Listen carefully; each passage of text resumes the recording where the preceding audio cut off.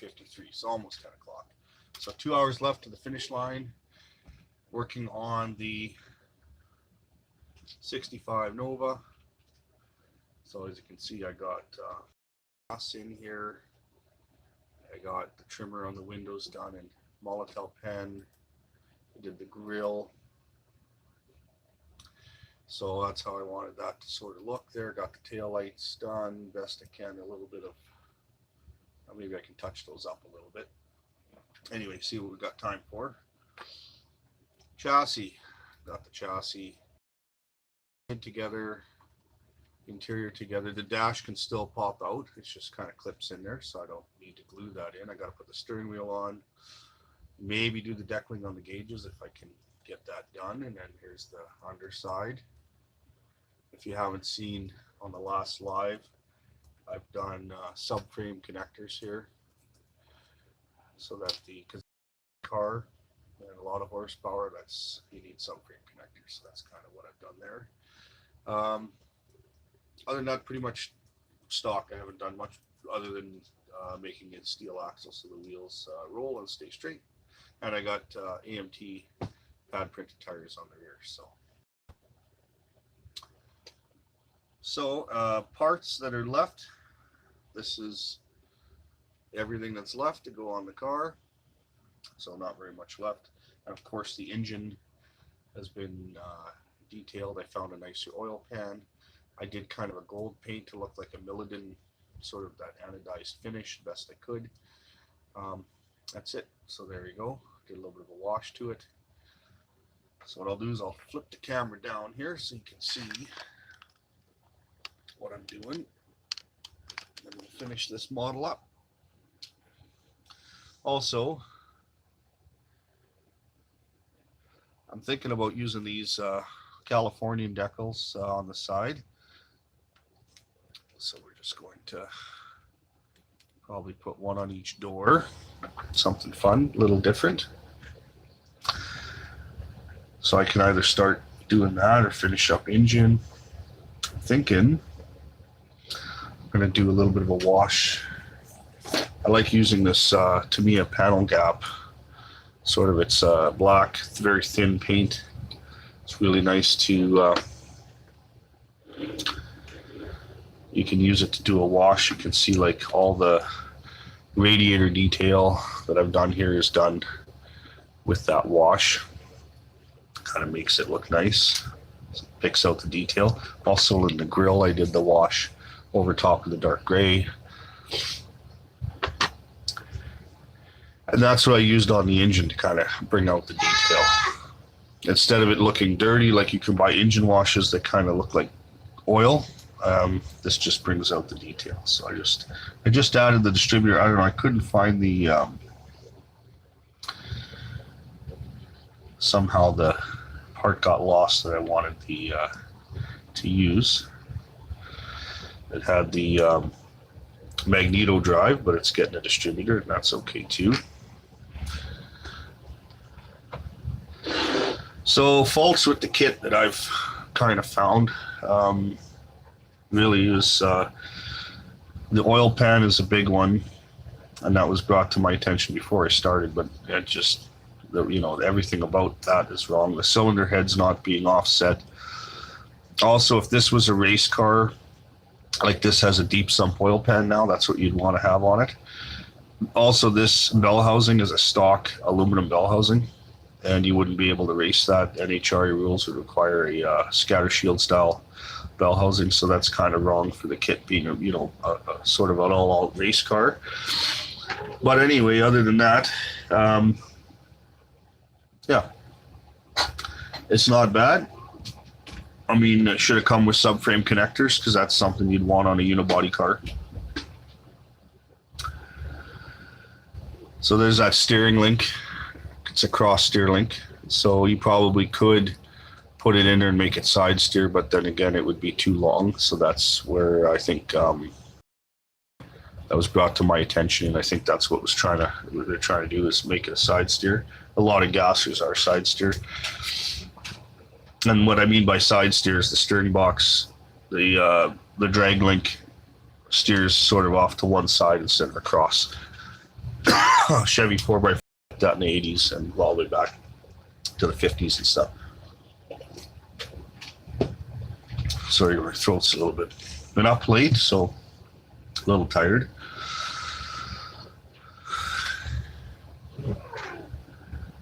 Anybody for watching, so welcome. Everything I mostly spray painted in here. Not a lot of brush painting. Like even the pedals I would spray paint and then just brush paint the little details on it. But let's see what I can do for putting on water slide decals here, and let's see what I can do. I got a bowl of water over here, but I'll just put that just off camera. You don't have to see that. I'm going to try doing the gauge decals here, so let's move other parts aside. You can see what I'm doing here.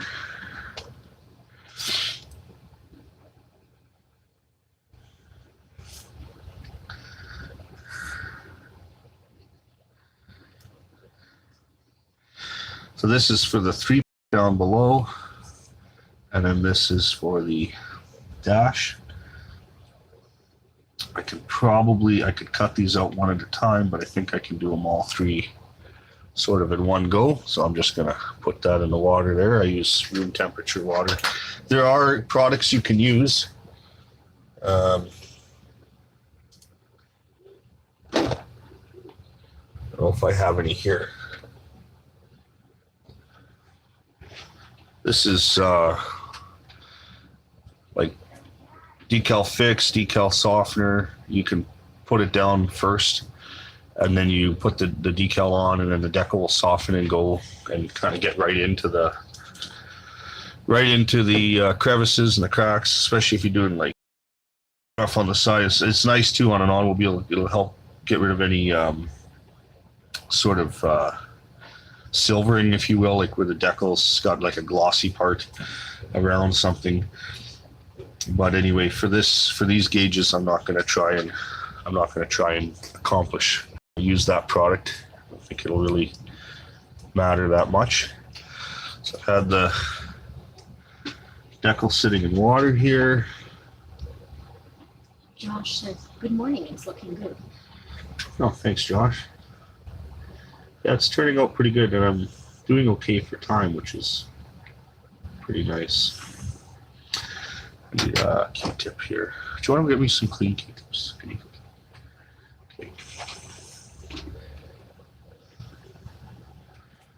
Try to get the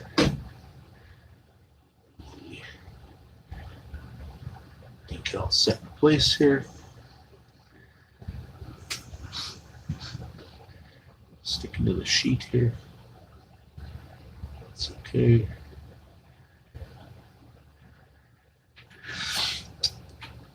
So if you keep it wet, you can arrange them where you want them. Use a sharp knife, or in this case I'm using my little pick tool. You can kind of arrange them in where you want them. Once you get them where you want them, then I'll use a Q-tip to soak up the water, and the decals will just suck right down onto that. So I can just getting a clean Q-tip. This Q-tip here has paint on it, so we don't want that. Don't want that. Let's make sure we get them in the right spot.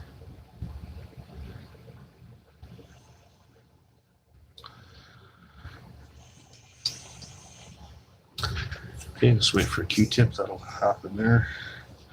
So I'm probably not using anything else on this sheet. I'm not a real big fan of what it came with for water slides, but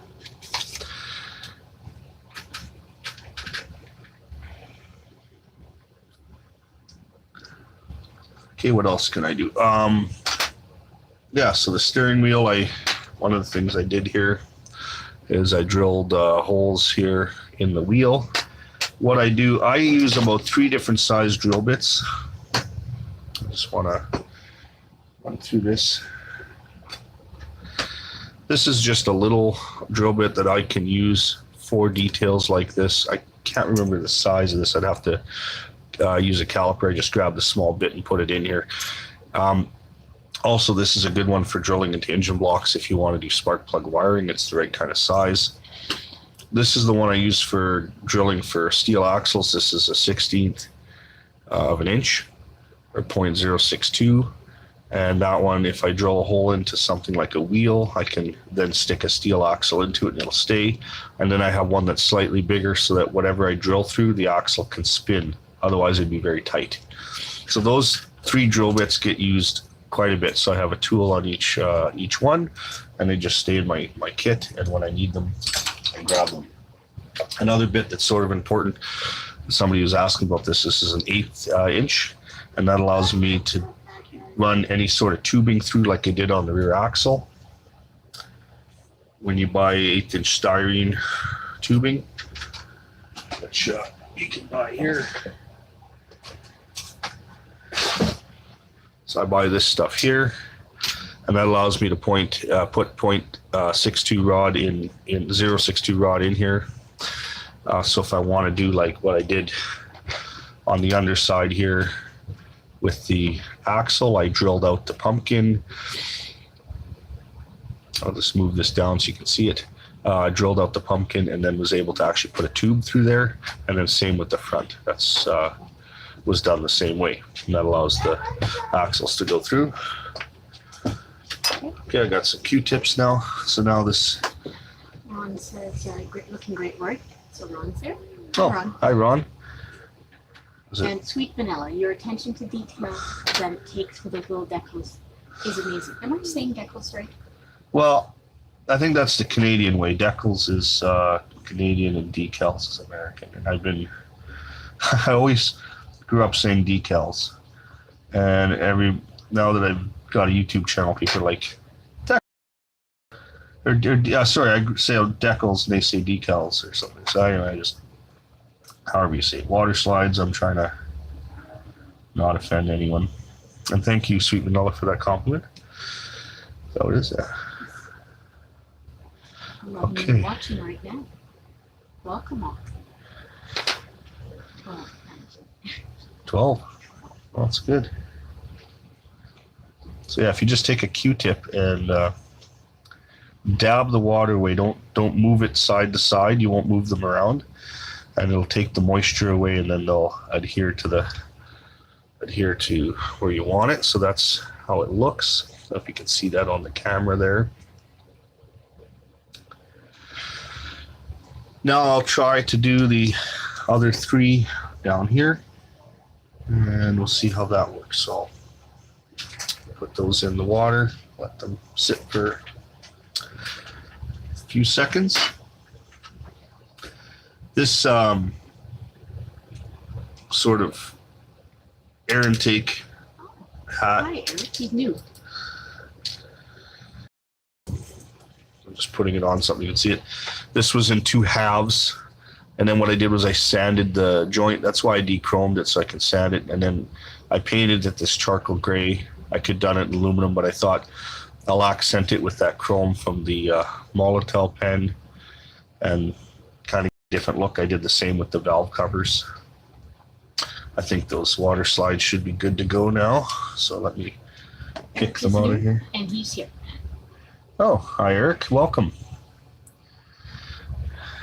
Okay. So I'm gonna do these upside down because I can sort of pick them off easier.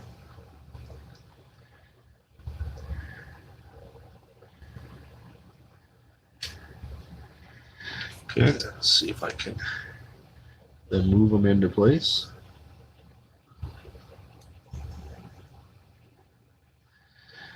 Once you get them into place, then you can. And once you're done that, Casey has a question. Okay, let me just get these dried up here, and there you have your gauges. You can fuss with that all day, but we only have a certain amount of time. So I'm actually glad I got those done. 1 hour, 50 minutes. I wasn't expecting that, so that's good. Now, what I can do is get the steering wheel on. So what I've done here is I glue it to a piece of plastic, and then I can paint it with I usually spray paint most everything, and then I brush the black, and then I just give it a little snap off. And I think this is a new video from Casey at a request. I've been watching a couple of your other videos this morning and asking one of them how you dechrome. Yeah, how I dechrome. So the problem is with chrome, I find like there's a lot of things I want, like I don't want chrome on it, which is why I do it. I even did the bumpers because I like to body work the bumpers so they're nice and smooth. You don't have those mold lines, stuff like that in them. So the thing is, to get a chrome finish back on, you can use, there's different products. One is a metallizer, but it's not as durable. Like if you touch it, it can come off on your fingers. Yeah, so but anyway, the dechroming aspect, I use this product called Super Clean. And it's like a purple solution. It's a degreaser. I put it in there after about 20 minutes. Usually the chrome is I usually put it in a little Ziploc bag so that I don't use so much liquid, and I can reuse the liquid over and over again until it stops working. Some people use brake fluid. Some people use easy off oven cleaner, but that's a pretty harsh chemical to work with. What I find though, it takes the chrome off the finish, but if you look, this is a raw plastic part, an oil pan. And if you take a look at a piece that's been where the chrome taken off, it's got a yellow tinge to it. And what that is they actually spray on like some sort of maybe promoter, or like it's almost like a clear varnish, and then the chrome sticks to that. The older kits did not do that. When you dechrome apart, it'll come out really nice and clean. And this liquid kind of drives me crazy because it fills in a lot of details. It's very that's why I take chrome off a lot of parts, because it fills in stuff you can't see. So it just depends what you want to do with the model, but that's why I just dechrome a lot of stuff. And then of course you can glue it on, and then like these door handles, I was able to take the chrome off. I was able to glue it with my glue. Makes it very strong. I can actually, pick up the model by the door handle. I mean, I'm not saying I recommend that, but that's the kind of strength that I have, and that piece isn't just going to fall off. And then I'll just take and paint it after, and then I can take my liquid Molotel pen, and if I want it to look like chrome again, you can, let me just get a sample or a piece here. I know this is a NASCAR, but let's say like this wouldn't be chrome on the real car, but I wanted that line chrome. I can just go across there. And when that dries, it has a very good chrome finish, but you could even do a whole bumper this way if you wanted to. The only thing is, it takes a long time to dry. Like when you do that, just set it down for like a week. If you come back and touch it, it'll give a dull finish. So, it's not perfect. And that's the same thing with the metallizers, except the metallizers dry. Your fingerprint doesn't pull it off, but they sort of, they rub off. It doesn't stay on the material. And then if you clear coat it, it turns it to like a dull aluminum look anyway. Well, sort of, it'll just come out looking like this, but this isn't what I did here. This is just an aluminum finish. So being a race car, it's got fiberglass bumpers, painted aluminum. That's the way I look at it. So that's the story. I'm sticking to it. Yeah, so let's get back to putting this together here. Just want to get the steering wheel on. And I love questions. If you have any questions, please feel free to ask. Don't mind answering the best that I can. I'm not an expert on everything when it comes to build a model, especially paint. There's people that are just amazing at that, but yeah, throttle power is one. But I mean, there's people that do stuff there's people that do stuff. Yeah, Ron is good. But I mean, there's people that do stuff that is like over the top, unbelievable. I don't have the patience for that. And here I am building a model telling you I don't have patience for that. But there's certain aspects of the model I love more than others, and what I really like is the fabricating aspect of it. So if I could build it to a point and say, here, paint it, I'd be okay with that. But this is fun too. And the thing of it is, with modeling, it's all about practice. It's never going to work perfectly the first time, so get some kits and build, and then it'll just come, right? Things will get better and easier the more you do it. And what works for you is what you should stick to. Don't try to, if something works for you, don't worry about trying something new. Just do what works for you. That's the way I look at it, because if you change it up, then you're learning again, which you can do that too. It's all good, right? So now I think I can start actually getting this engine in. So now I got the dash, and the interior is now 100% complete. I don't have to do anything else to it. Too far forward? Okay. The chassis is pretty well finished. Yeah. So anyway, I'm just going to get this engine in, and then, because I can't put the headers on until the engine is in, and then I can put the belt accessory drive on the front, and I need the drive shaft to go in at the same time. So I'm just going to get that in there.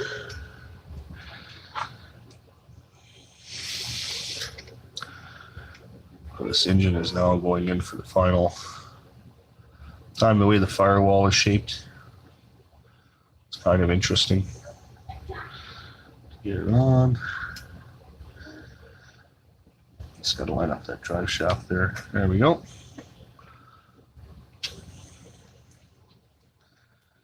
Now, I do want to say that if you notice, I did this live. I put all this front end together, and then after I looked at it, this front axle was like right up against this tube, and there was, if it was a real car, there'd be no movement for suspension. But because they had the oil pan on backwards, to be able to clear that bar, they had it really low. So what I did was I cut the bar out and I located it higher up in the chassis. So now it clears the oil pan and the suspension. So that's if you're building one of these kits and you want that, I just thought I would point that out. Now I got to get a finer brush, do the glue here, so I can get in there and glue stuff, glue the engine in place. Okay, let's clean the brush. Now, glue here.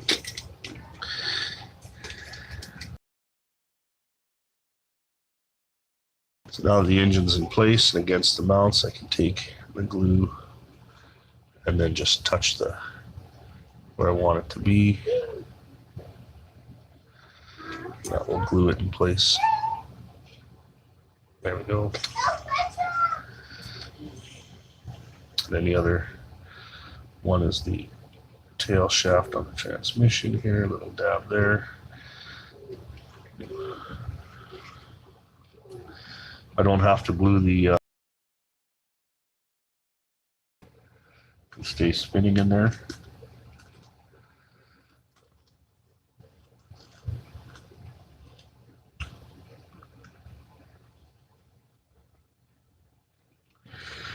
Okay.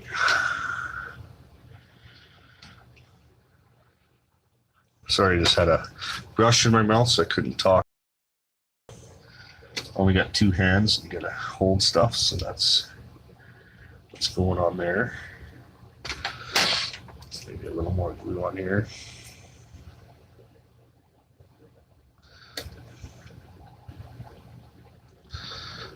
Okay. So there we go. I'm gonna try and get those headers. The headers I did with a dark charcoal gray first, and then white over top to kind of give some shadowing. And then they have to go in the model now.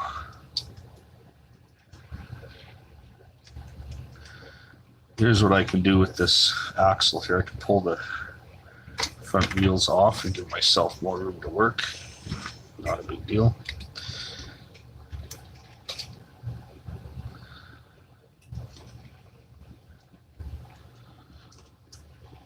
Okay. I'm just test fitting actually. I put glue on it here. Just want to make sure that it does fit in the model. I did some test fitting before paint, but I just want to make sure that everything will line up okay.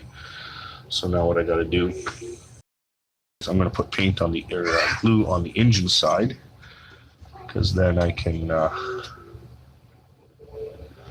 if I stick that in there, I'm not going to get glue all over the place.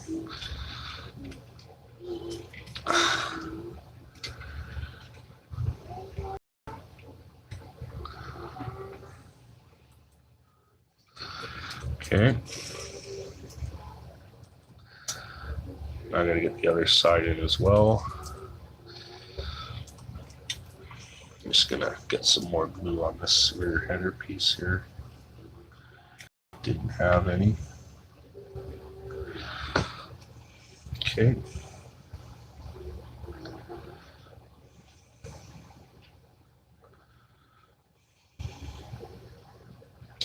So one header's in place here. Let's get this header number 2 going on here. So, okay, yeah. And then the second header will go in. Now I did move this cylinder head back a little bit, so that can cause some issues because the kit was probably not designed to have the cylinder head sit back. They probably made the header symmetrical, which is why that's the case. So you see one problem can easily, you try to solve one problem, it can create another one. But anyway, so far so good. Oh, look, the header just fell out. Okay, no problem. I'm just trying to get both in so I can align them at the same time so they look the same. One thing about this glue is you can work with it. It's not like super glue where you stick it on and then that's it. You can actually work with it a little bit, then you can add a little more glue, which I do. It helps take the paint off and then make connection plastic to plastic because it's a solvent, right? Not an actual. So there we go, just do that. Give you a little bit of a.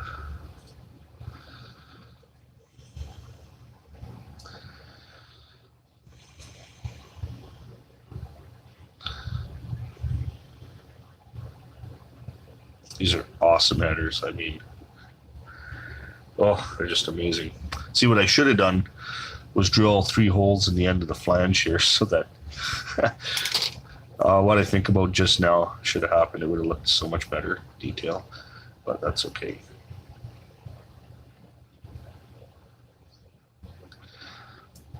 You can only get so much done in a 24-hour period, so, but this is fun. If you haven't done a build like this where you try to do it in a certain amount of time, I recommend it. It kind of forces you to improvise, and you learn stuff. When you make mistakes and improvise, that's when you learn.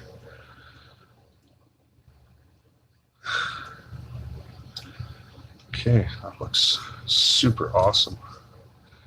Wow. It's incredible. Okay.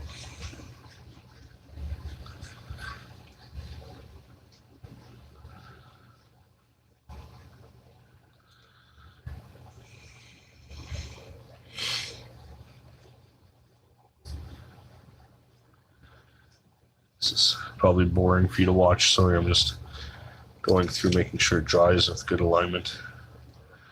I can put these wheels back on now. Like that, wow.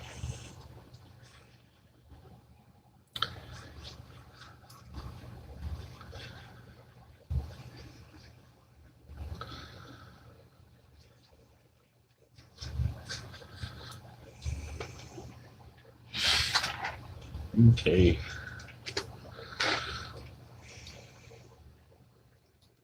Any questions or anything to go? Nope, nothing at the moment, but feel free.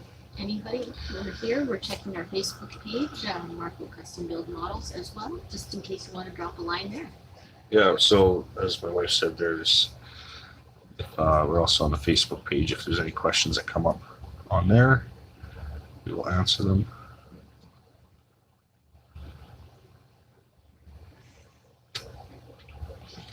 Now, one of the things I got to do are put the shocks in. I haven't done that yet, so let's see if I can accomplish that. Should have done that probably before the engine, but it's never too late for shocks.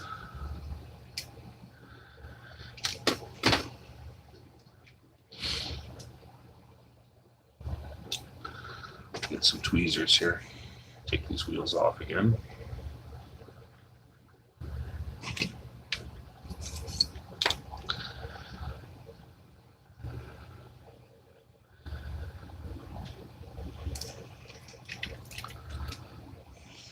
Okay.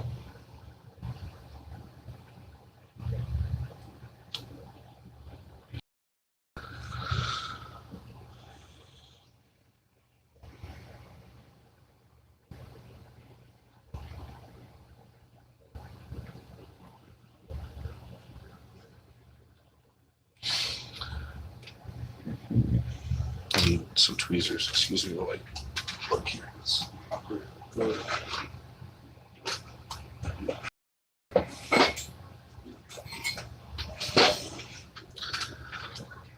Okay, I just got some tweezers here. Just going to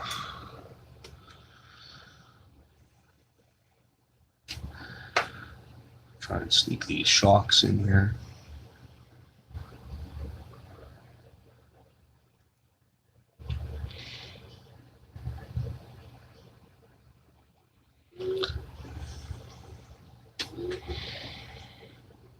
Okay.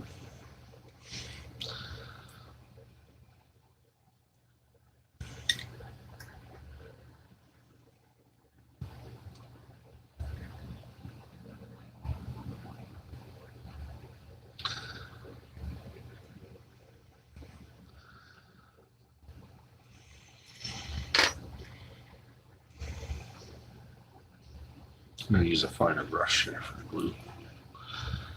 More control over here.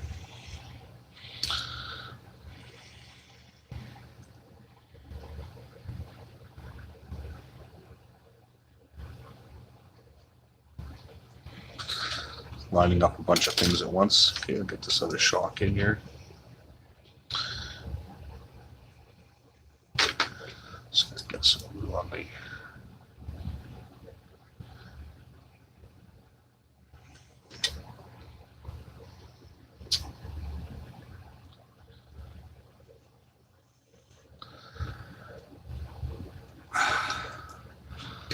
Okay.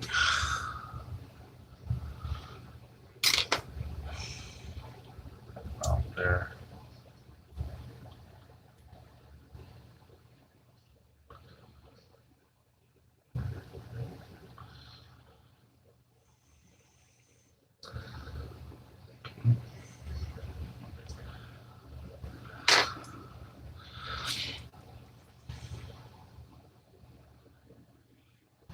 There we go.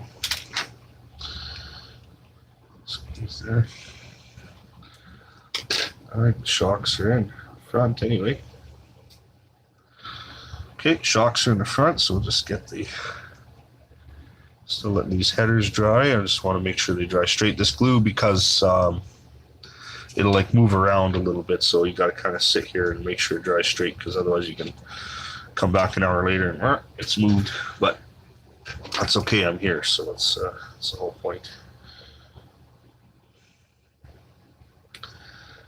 It's really turned out good. Perfect. Wow. Okay. Now I got rear shocks to do. That kind of ties all that together. Of course, it dropped it. There we go. Found it.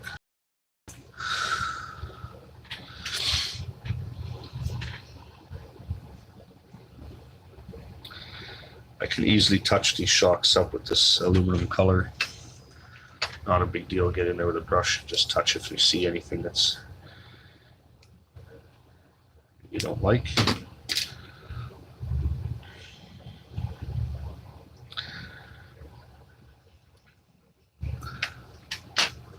Thanks to everybody who's here. 10 people? 8, I think. 10. 10 watching. Wow, cool. So, all right. So some on annual 24-hour moto build on Facebook are starting to call it done. But they're a few hours ahead of us. So this is a world. Yeah, this goes off time zone, right? So some people can be done ahead of time, right? So that's, ahead of my time. I shouldn't say they had their 24 hours. That's at 12 noon, whatever time. Yeah. Just reminding people that to bring in their pictures and stuff. Rick, Zeke, if I'm mispronouncing your name, I'm very sorry. Pretty cool idea to do the build live. No, thank you. Yeah, it's build live, but some of it, just the beginning and the end, I thought would be kind of fun. Just a little bit too long here.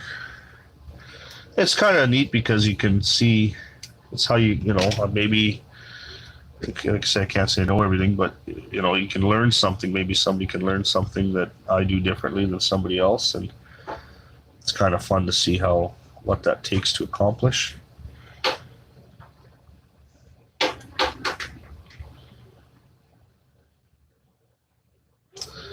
I've always been better at learning by watching somebody than reading a book or being told how to do it. Sometimes if I just see somebody do it once, I can pretty much do it. Thanks. All it takes. There we go. That shock is in there. Hi, Michael. Hey, what do you got? What's a dog in the tree? Okay.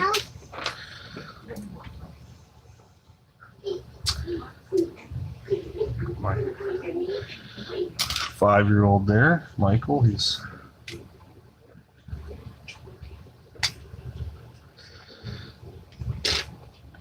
always interested in what Daddy's doing. Yes, bud.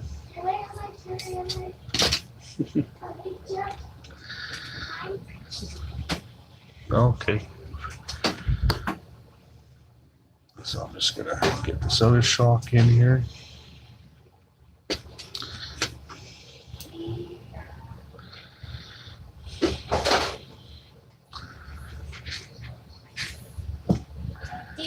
Yes, sweetheart. Bye-bye. Okay. Okay, there we go. Oh, you found a bike tire, Michael. Okay, so now that I can put it in, so I didn't even use glue to get it in there. Once it's in, then you can put glue. And what I like about this glue is if it gets on the paint, it'll just evaporate. Won't hurt nothing. Oh, William Wagaman, who was the one that gave the comment about that saved you a little bit of trouble, is saying, I see you're getting there. Any trouble so far? Not really anything to. Did I have any trouble on the build? Yeah, I dropped I put a distributor pin in to hold the distributor. I'll use a piece of brass so it doesn't fall off. And the piece I made was too short and it fell inside the engine and it rattles. Drives me nuts. But yeah, other than that, other than mistakes in like the actual model itself, in the sense of like oil pan, things I had to change to kind of make it right, the kit went together pretty good. I didn't have any, paint issues or anything that went bad for me as of yet. So it's like anything when you're trying to get it done in a certain amount of time. It's like, it's tacky, like to work on it. The paint still has a little bit of a tacky feel to it some places. So it's, you can't just set it down, let it dry for a week. So other than that, everything went okay. I did have an issue with, early on I was doing something, I don't know what I did, if whatever, the glue landed on the window here and left a little stain on the clear parts. Had some issue with the tail lights. I didn't like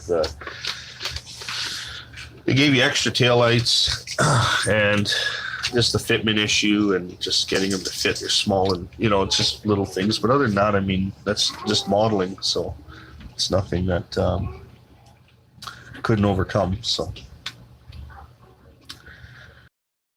doing something with the back wheels like the front ones. And the plastic on this model kit is almost fragile. It's very like brittle. So if you're doing something, it'll just break or crack. So I'm not used to that. Used to AMT sort of plastic. Like when I was putting in these frame rail pieces, you know, back the plastic. But I mean, I glued back together. Everything's fine. But it's just interesting plastic to work with. Yeah, let them waste it. $7 can. Okay, so all right. Okay. Now, next thing is I got to get this belt accessory drive painted up. So I did a base coat of this sort of charcoal gray that I've been using throughout the car. I like the way that looks. So I'm going to paint the belt black. I'm going to leave the pulleys a dark charcoal color instead of a bright aluminum. I just wanted, that's why I did that base color there instead of a silver. Oh, did you hear? No, sorry, I didn't read it. Rattle, okay. Yeah. And then also Tiger Tank 2, greetings from Columbus. I think it's nice that your wife is there with you and reading the questions for your car's coming along nicely. Well, thank you. Yeah. Thank you. Roy, get to building. Laugh out loud. Scale model car guy channel. This color here is called black gray, and this one's an older model color, acrylic color, Fivalagio. Yeah. So anyway, I love the way it works for belts and hoses. It gives it basically it looks like rubber. So if you ever looking for something like that, I'll show you my little paint trick here that I use. I take a piece of masking tape, I stick it down on my board here, and I put paint right on the masking tape, and then I take that and I can dip into it and paint it. And then when I'm done, I can just throw that in the garbage can, and I don't have to stick my arm in it or wash it off. And the masking tape doesn't allow the paint to soak in, so it doesn't like go away. I use the same trick for super glue. There's one of the most recent builds done at 11:55, and he's got pictures, so you can show the gang. Oh, yeah, well, you can go on the Facebook group. Yeah, you can go on the Facebook group. They're starting to bring pictures. Again, it's the 17th annual 24-hour model build. They're doing it annually, so feel free to join the group, and they'll have the next year's annual up probably in the next couple of weeks, so that you can all join in. It looks like Tiger Tank 2 knows Rick, so there's quite a big community joining in today. That's good.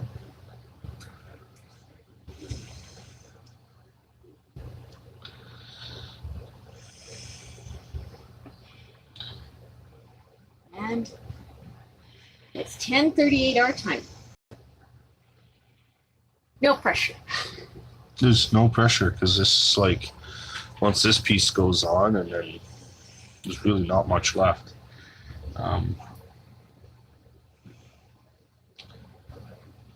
Just wanna Start another 24-hour build for the game. I like it because it forces me to finish something. Bad at starting a lot of projects.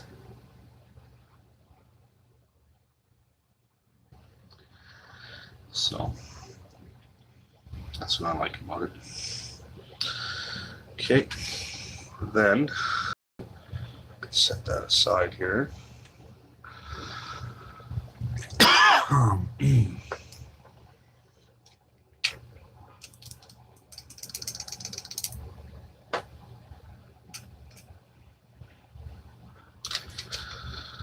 And I can take my next color.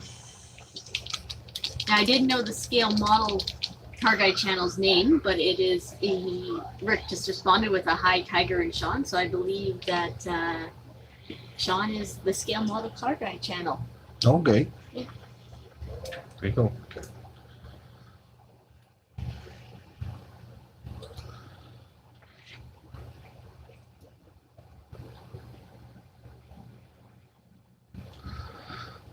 Just making sure these are drawing straight and even to the best I can.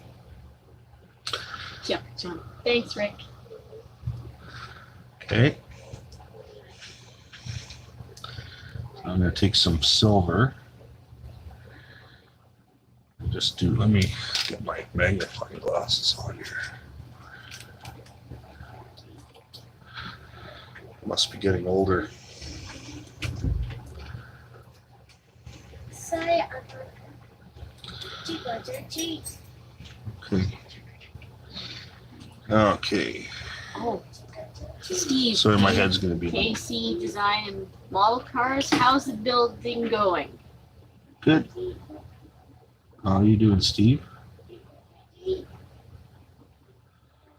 If you have a moment, check out Rick's excellent model build channel. Very nice. Lots and lots of cars. Quite like it. I like when I take something like spray it dark and then you bring back the light colors, little details, just really adds up. Most of these pulleys would be aluminum anyway, but you can powder coat them, so it's not like this couldn't exist. It's a model, so you can do whatever you want to, right? So see, that's all kind of just detailed up. That'll look nice on the front of the engine there.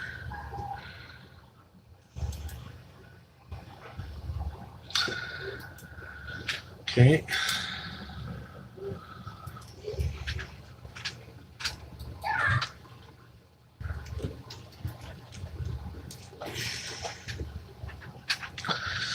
So now that I'm done with this, I don't need to do any of these colors, so I can do a little bit of the silver touch up on the shocks there if I need to. No, I can't even see. Can't even see where that is, so that's okay. They can stay. Now I should do the, now that that belt system is drying, I can put some, that's where time management really comes in. I can put the, let's do those water slides. You think the California is a good name or what? I don't know if anybody put it out there. Should I put that on the car or just leave it without anything? Anybody want to comment on that?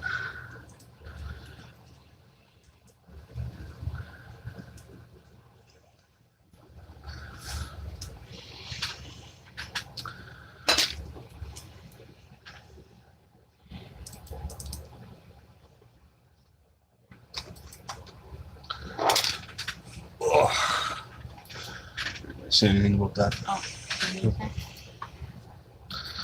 So you think the orange would clash with that green? Kind of on the door. I think that'd look okay. It's up to you. Got to live with it. It's William's comment. Yeah, I don't know. The name is not necessarily the best name. I think it's not like I fine. have good gas or name I think it's water fine. slides. So, well, I'll just make it interesting. Worst case scenario, you can always. Let's try it out. See how these are round 2 water slides out of this kit. This is also going to be unboxed on my channel, which I've already unboxed. I've done the video, just hasn't gone up yet. Although this isn't something I would normally buy. You'll see why I bought it on the unboxing, just so I could sort of use parts out of it to fix another kit. But if it's your style or cup of tea, it's a pretty neat kit, right? So I think it's an old Johan, actually. Oh. Oh, look at that. Okay, Steve. KC Design and Model Cars. Most street cars didn't have it. But if you're going to drag strip gas, they're only, yeah, sure, why not?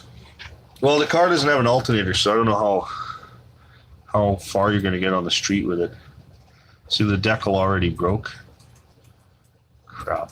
That might be a reason why you don't put it on. Yeah, this might be the deciding factor of like not getting it on the car. And this is not necessarily a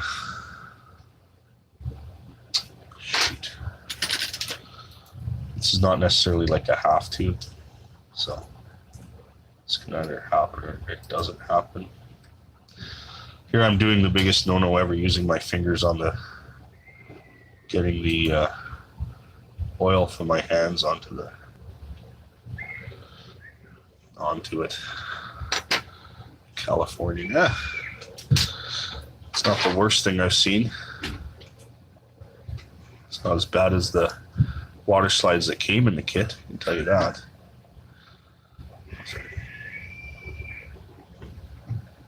Okay, so you just roll it out here.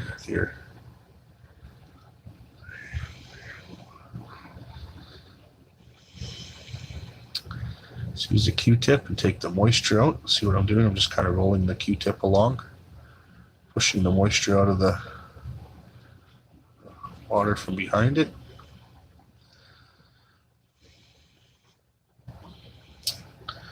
There you go. California. Yeah, why not? I can live with it.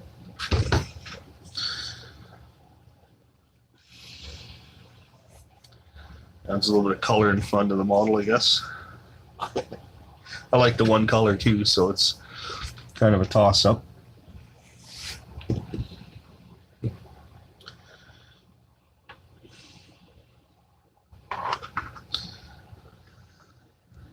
It's like in the Wonder Years where the guy drives that car and it's got that Chinese food restaurant on the side of the car.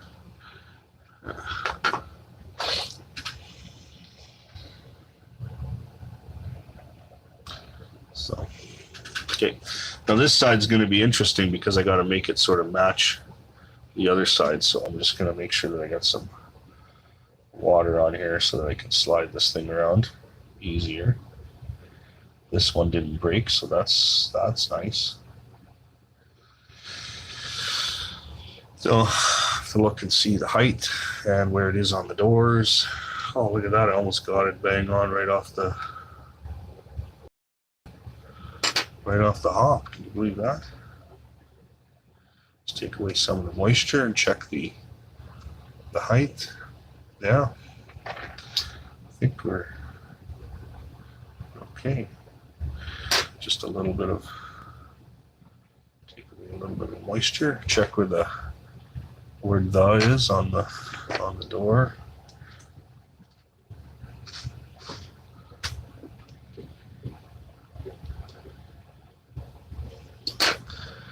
Okay, I can make that the same. Hey, sweetheart. Hi, Daddy. Hey, Michael. Is it right? Yeah, very nice. What's it, Dad? I got that, son. Okay, there we go. I got that ceiling. Okay. I got that ceiling. Okay, so I think if you look on there, you can tell me that I did it wrong here, but looks the same. Hi, Joss. I just watched your interview with Themis and Gilly yesterday. Pretty fun interviews. That's Tiger Tank 2. Rise Dem Design, thanks Tiger Tank 2, and you're welcome to come on. Also, that's Rise Dem Designs. Oh, Roy, where are you from in the States? Tiger Tank 2. In the States. In the States. I'm in Canada. And Unfortunately, I live in an igloo up here in Canada.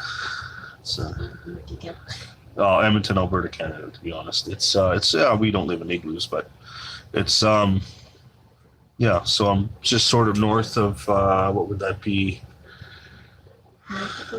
No. Evel Knievel was born there, a town in the States. Slipped my mind. Anyway, I'm just north of that state, Montana. Just north of Montana. If you take Alberta, you go straight down, that's the Montana border. So And I think Butte, Montana is where Eagle Knievel was. It's kind of the first town you come to when you cross the border. Which I can say I've only been down once driving.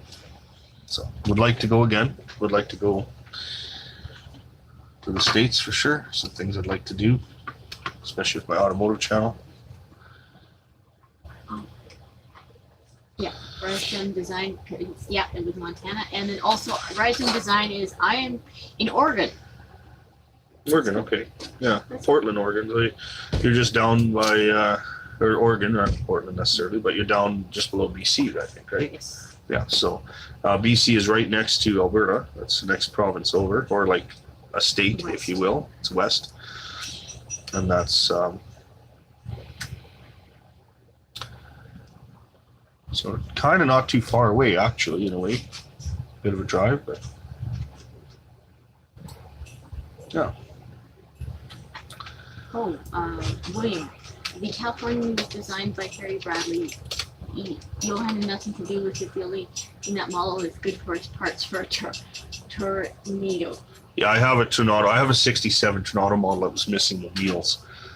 So primarily that's what I bought the model kit for.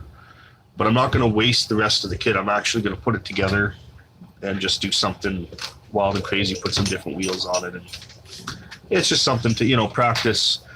Maybe some airbrushing. Maybe that's what I'll practice some airbrushing on. Or like I wouldn't mind learning how to do some heavy metal flake stuff. Maybe that's the car to practice heavy metal flake on.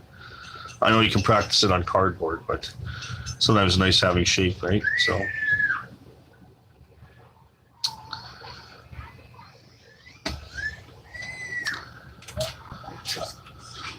Okay.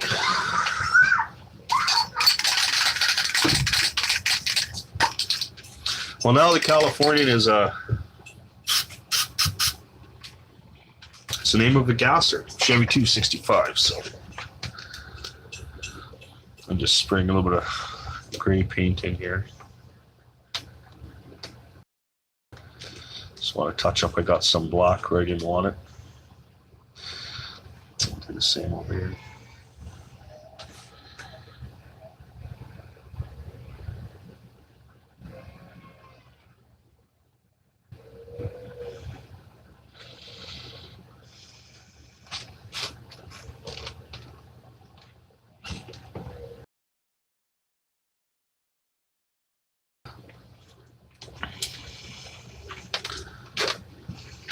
No, I'm so close. I just got to pop the body on, and then I got to get the belt on before I can put this piece in. Hoses. It's what, almost 11 o'clock. So I've been up on live here for an hour, and another hour to finish, which I think I should be able to pull it off. It's nice. This is. I didn't clear coat the body, if anybody's wondering. I just did a single stage. You could clear this paint. I have clear coat here, but my fear is if I clear coat it, there's certain things in the body I can see kind of already through the paint, and I'm worried to just kind of magnify. So I'm not going to risk it.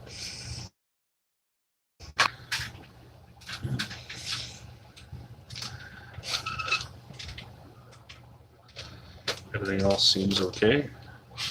Exhaust kind of drives me nuts. One side is a little bit lower than the other. I'm trying to adjust that back into the little bit. I say that's what I like about this glue. You see now I got it more straight. I can manipulate things just a little bit so that you can make it like perfect. Or as close. Nothing's perfect, by the way. So just as close to perfect as it can be.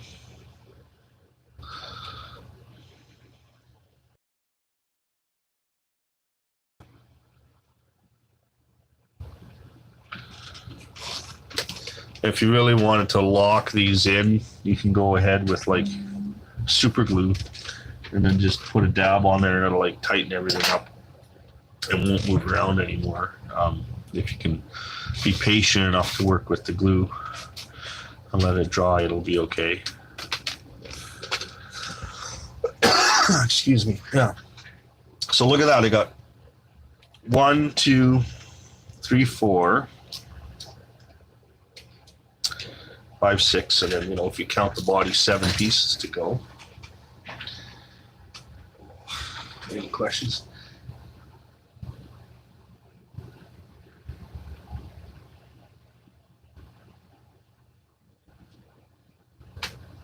Oh, spray paint always wrecks my paintbrush. How do you clean yours? So, you know what I use? I have a little bit of that glue, right? That Plastic Magic that I use for actually building the model with. Here, this deluxe. I just have a little bit in a container, and it takes everything out of the brush. Doesn't matter what it is. I just use spray paint on that brush, and it is just, well, down here, sorry. It is just perfectly fine. There's no issues there. So yeah, that's you can see this is all dirty from paint, but doesn't matter how dirty it gets, just wipes off. So that's what I do.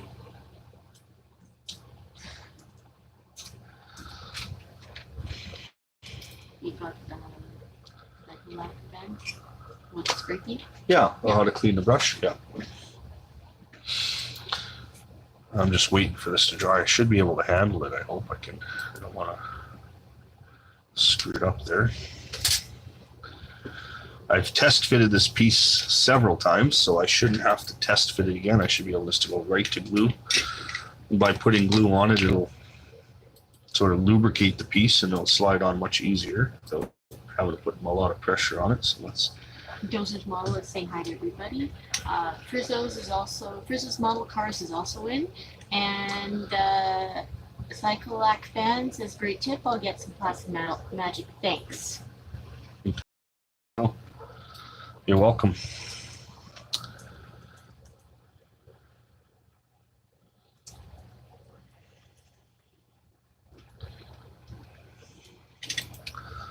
Okay, I got a little bit of.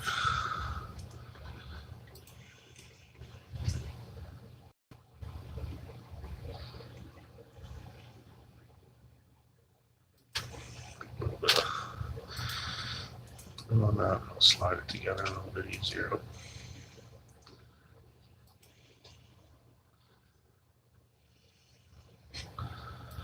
Okay, I think that's pretty good. See, I already broke a motor mount here. A little glue on that. Is Monster Hobbies in Alberta? Oh, geez, that name sounds familiar. I don't know if anybody that's on there can chime in. I could Google it and look. See if it's on there.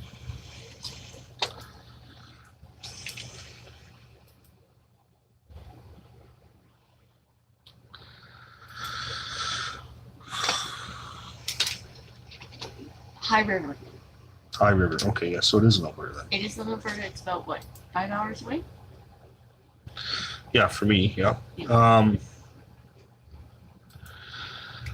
Is it supposed to be a pretty special place? It's pretty cool. You can see he's got ordered though, but I think it's like for delivery. It's kind of funny. I went down to like Vegas, right? That's when I was in the States there for my brother's wedding. And I went to a hobby shop thinking it's going to be like amazing there or something. And yeah, it was nothing compared to what we have here. So I can't say we're deprived of anything good here. We have a lot of good hops, and even some private guys that are really good. So, well, it looks like I'm ready for this piece. And the lower rad hose, I'm going to try and get the lower rad hose in there to start with. Let's see if I can get that on there. And then see if I can get it into the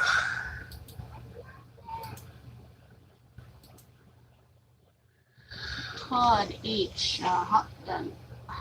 Lugnut's Hot Rod Garage. Great job on the gasser. I've been working on mine for like 3 months and yours looks better than mine, and you built yours in 20 4 hours. I do love this kit. Good kit. Yeah, it's a good kit. Thank you, and good luck on yours.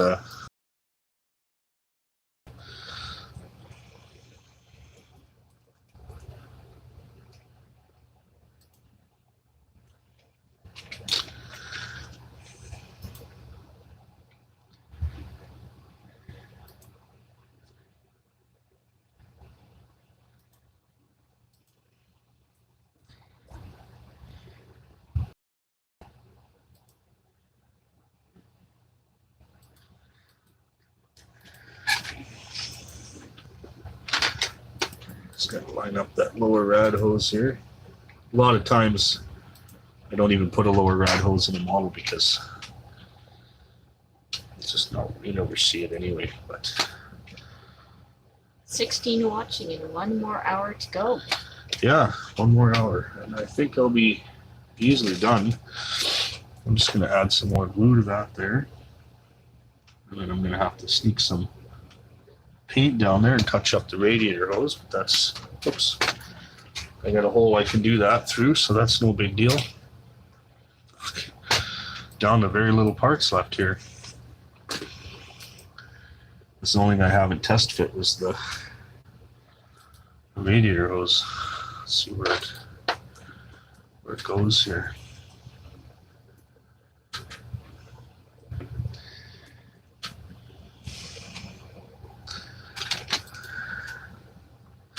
It's not like I changed location or anything. Oh, William Wegeman, average price for models in US dollars or Canadian?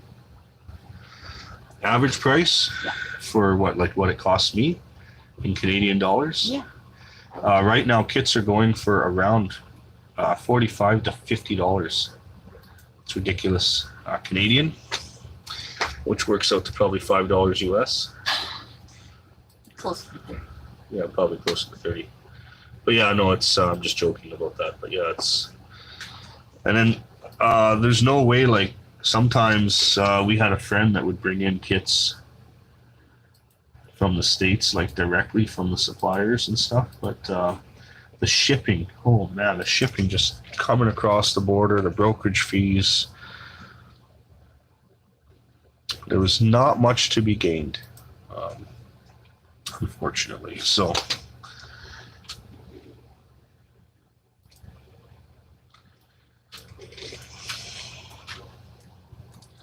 okay, I think I got that in there. Now I just have to do some touch-ups here.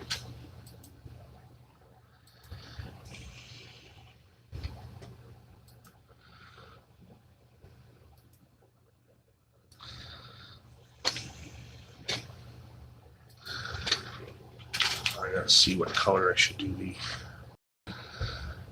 Model kits at Hobby Lobby, Canadian price is $40 a kit. It's Frizzo's model cars.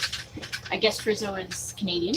And yeah, Steve KC Design and Model Cars. Yeah, here at my hobby show, the nearest are around $45 to $50. If it's a bit older, it's around $30 to $40 range. Yeah.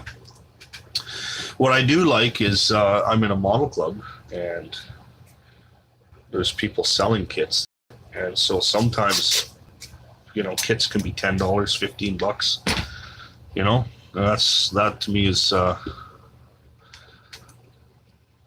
that's a good deal, right? You can pick up some of these stuff, especially when you're like kit bashing. Like sometimes I get a kit just because I want certain parts out of it, and that hurts if you got to pay.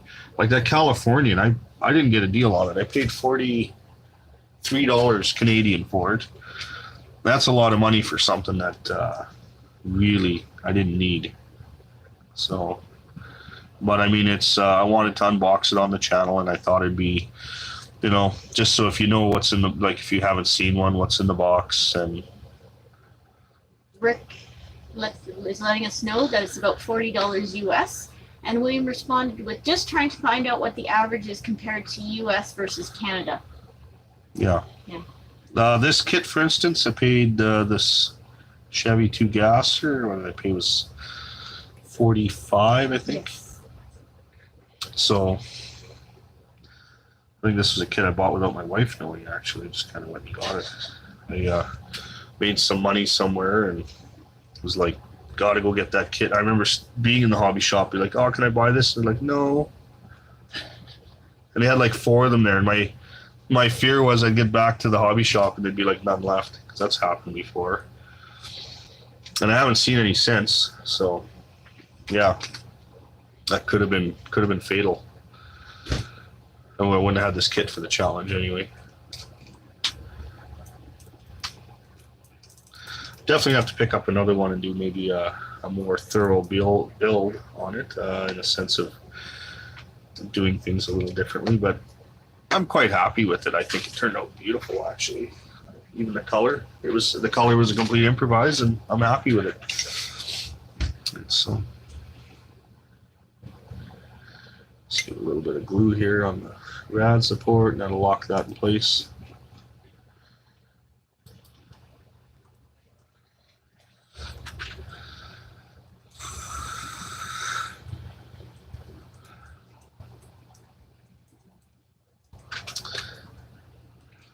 I just gotta find I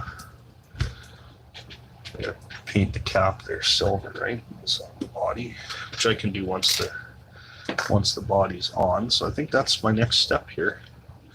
The reason I haven't glued the little scoop on the engine is because there's guide pins here, which don't mean anything anymore because I changed it from fuel injection unit to carburation. And the carburetor did actually come in the kit. So this is a kit carburetor. How I got a second one was I bought the 64 Super Sport Nova, and it happened to come with that carburetor on the tree. So I have 2 matching Holley carburetors on there. So Cyclock fan has just responded to this, and I'm in the United Kingdom. I paid £37 for this gasket kit last year, and that's about $46 according to today's exchange rate. For the UK, that was really cheap. That it was. yeah.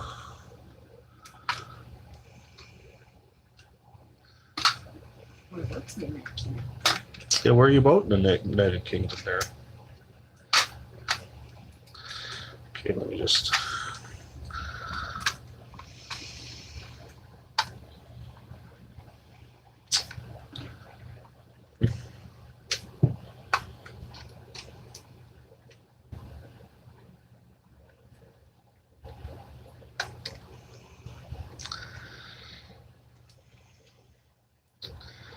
Well, that's a problem, isn't it? No, I didn't make a mistake. It's just that the way the kit is designed to go together, it's probably designed to glue this stuff on afterwards, right? So that rad support doesn't really want to fit in there. I get it.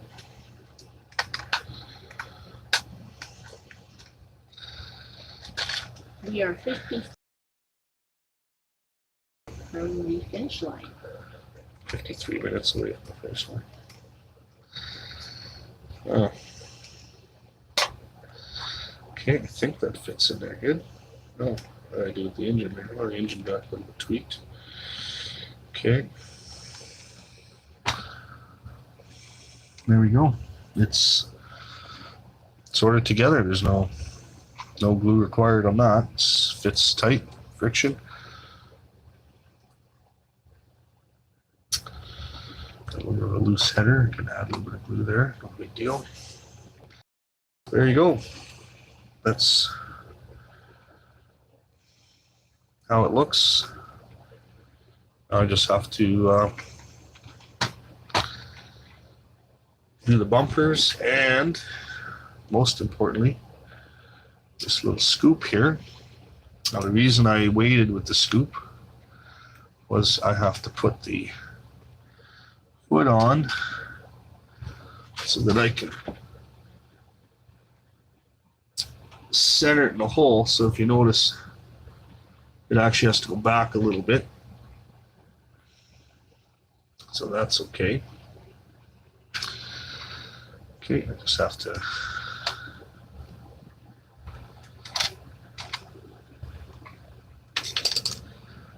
just set that foot aside.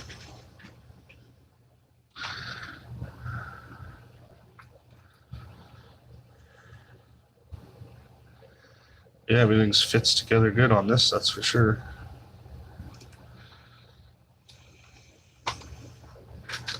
Paint's probably wet enough, it'll glue itself together that way. Go ahead. Okay, so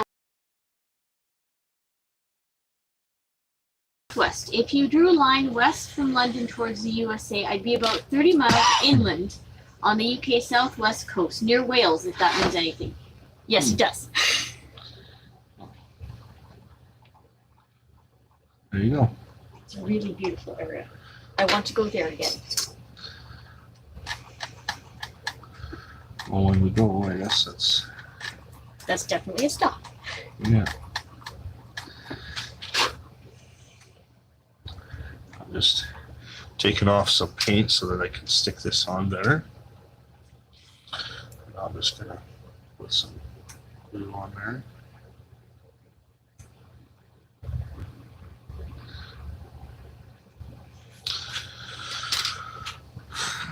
Let's see where it's gotta go.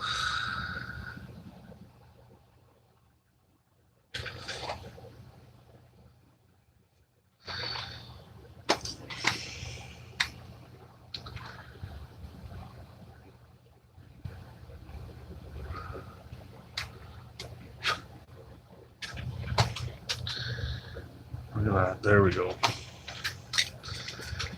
Well, that looks really good. Oh yeah. That looks really good. I like the dark finish on that. On the air scoop there. Very nice. You run with or without the hood. Kinda looks good either way. Oh, he responded with, "You have two very good hobby shops locally. Let me know when you want to visit." Absolutely. Yeah. A lot of Airfix is popular in the UK, isn't it? Like not so much like you get a lot of American manufacturers there. Or...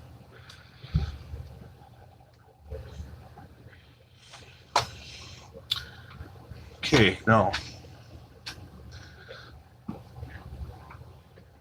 bumpers. That actually looks good. Happy with that.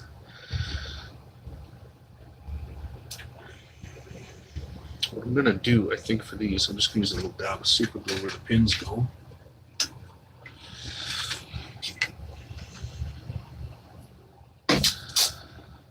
Or should I see where they fit here? It is actually tear off all the way across the top here.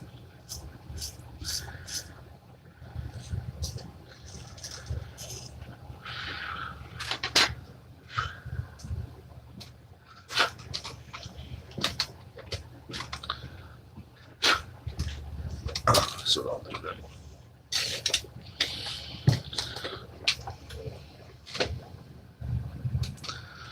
Okay, what else?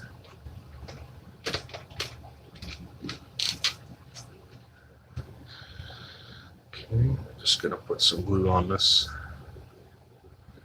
edge here.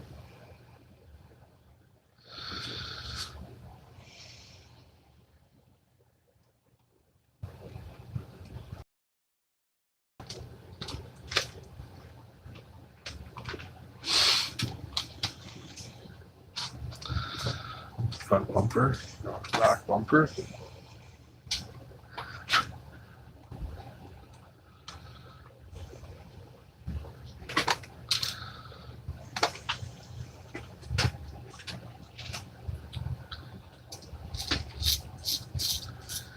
Scraping off where the get you involved here. Just scraping off the that's down the raw plastic there, because then the glue will stick better. Ooh. Okay, I don't know if you were able to read this. We got a lot of air. Also French Heller kits. Revell Germany kits are easy to find. The American Revell not so much. The round two Mobius kits filter in a few times a year. Well, that's good. The Revell Germany, like they release them sometimes even in our hobby shop. you'll have the Revell Germany kit and then the the Revell America, the same kit, just boxed differently. One's more rectangle, flat box, almost like a Tamiya, and they're always like the same kit. It's always like $10 more if you want to buy the one from the Germany one. And another AMT and MPC kits are extremely expensive. Antique kits are 45 to 50 pounds, so about 70 plus in US. Wow. So it would be probably double for us. Yeah. Because I think our Canadian dollar is, well, it's 133 for US dollar, and I think it's 160 for Canadian to pounds.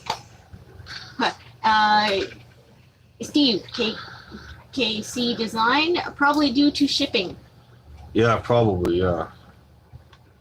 That's the same problem with like getting kits directly from the United States. We're not like a business, right? So it's hard to get it brokered across. William made the comment, ouch.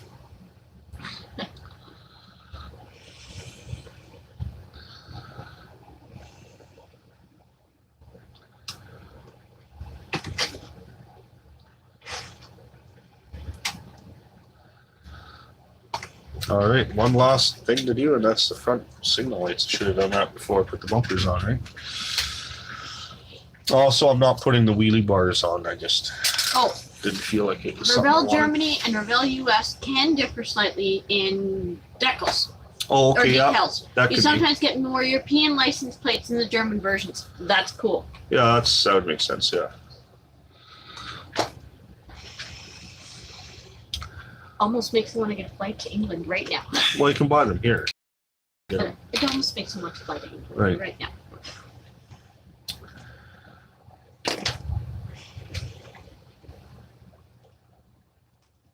I touched the Molotov pen on the.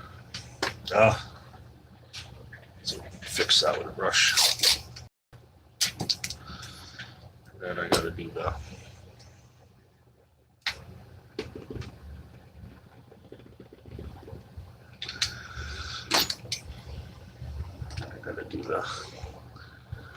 Front marker lights here.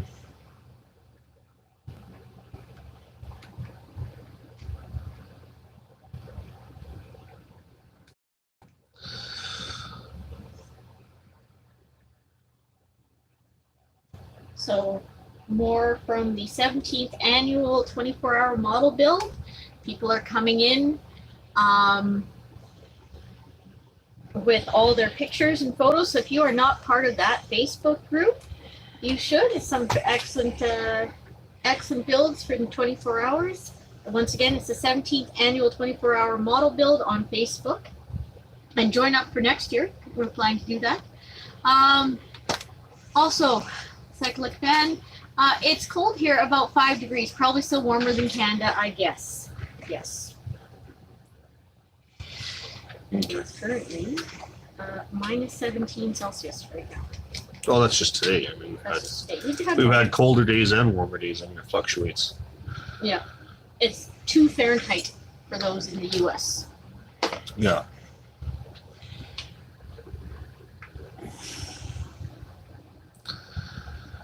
Fahrenheit makes me feel so much warmer. No, because you're not in the minus. Yeah.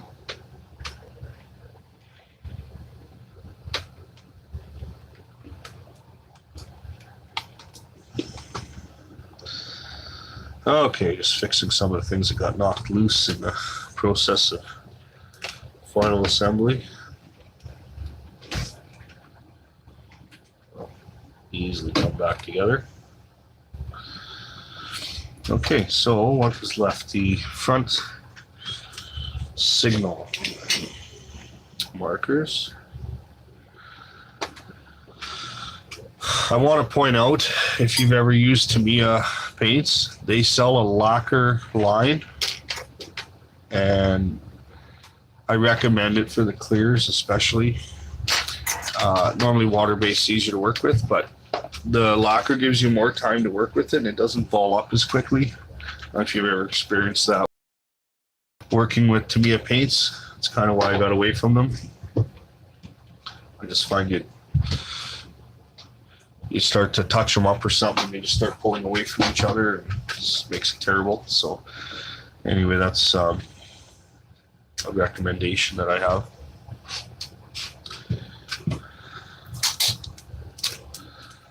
Let's see if I can- there.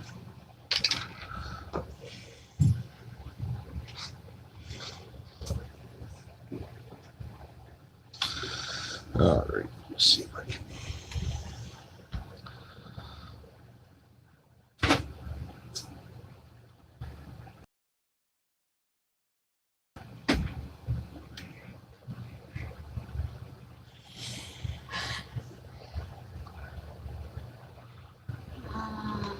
Steve from Steve said minus 29 Celsius here in Alberta, about minus 27, minus 21 Fahrenheit.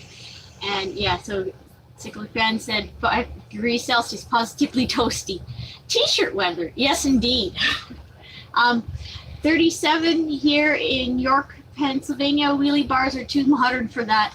You look better under Revell Mustang drag car. Yeah, I'm not a wheelie bar fan on those. I like the old school. Well, you don't need to see me messing up here, do they? It's all open fun. If I could spray paint these signal lights in, I'd be masking it off. Trick is not to play with it too much. Gotta get it. Place. 37 is still in above. I think that's Fahrenheit, I believe. So Williams, a little bit toastier than you. I did get some sleep last night. I slept a little bit. I went out and got a coffee, so that was. So I mean, I didn't actually need the full. I mean, it wasn't like I was up 24 hours working on this model. I probably realistically spent from noon till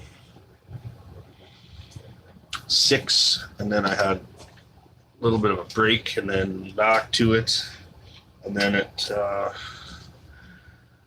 think went for coffee at like midnight last night. Came back 1 in the morning, and then worked till 2, getting things spray painted so they were ready, like so that they could dry overnight, and made sure that the body had 2 coats and everything had what I needed, and then woke up this morning, had a quick shower, and then was back at it at 8 o'clock. So I worked a couple hours before I went live, and then live now for the remainder. So the only thing I got to do is paint the little cap here for the radiator, and I think that's it. So I'm gonna call it done. Just get that header to stay in place. There we go. And I can call it done and put some pictures up. Okay. Silver. Piece of tape.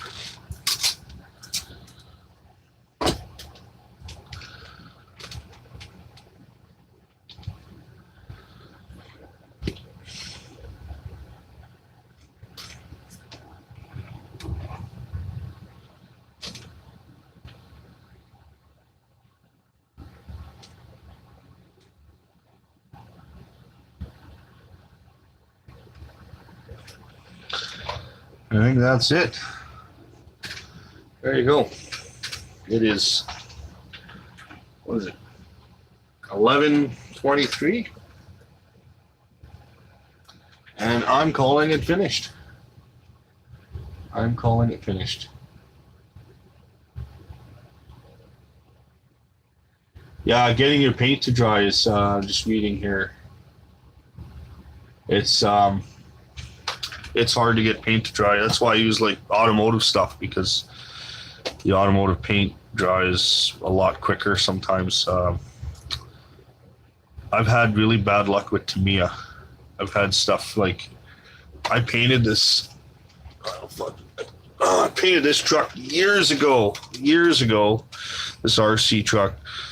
And I mean, I could still, this was done with Tamiya paint, and it's finally dry now, but for like 4 years, you could still felt tacky.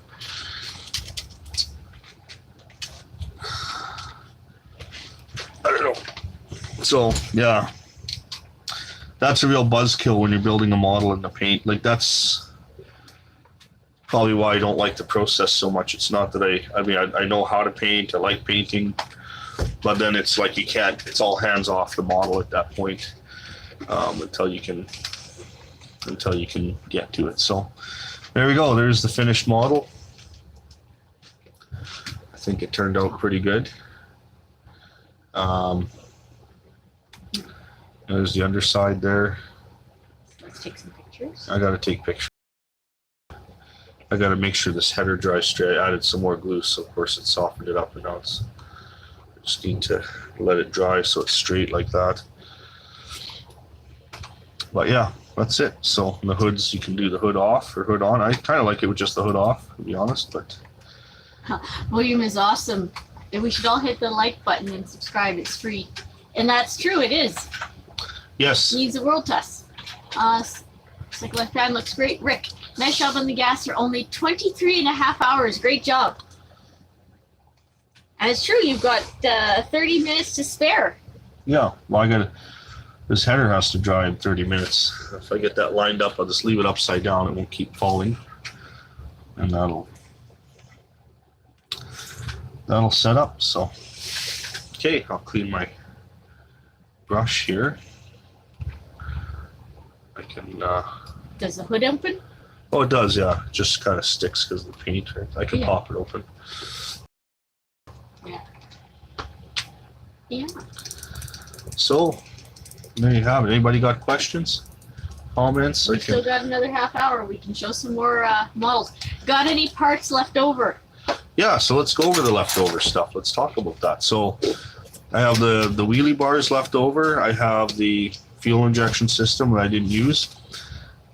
The wrong oil pan. Not really the wrong oil pan, but it's made wrong. It's actually backwards, and there's a lot of things about it that kind of, yeah, not very good. I don't want to talk about it. That's okay. You did last night. Yeah, I did talk about it. All the extra parts I kind of put into a bag. Great work, Roy. Can't wait to see it shown off in a vid of its own.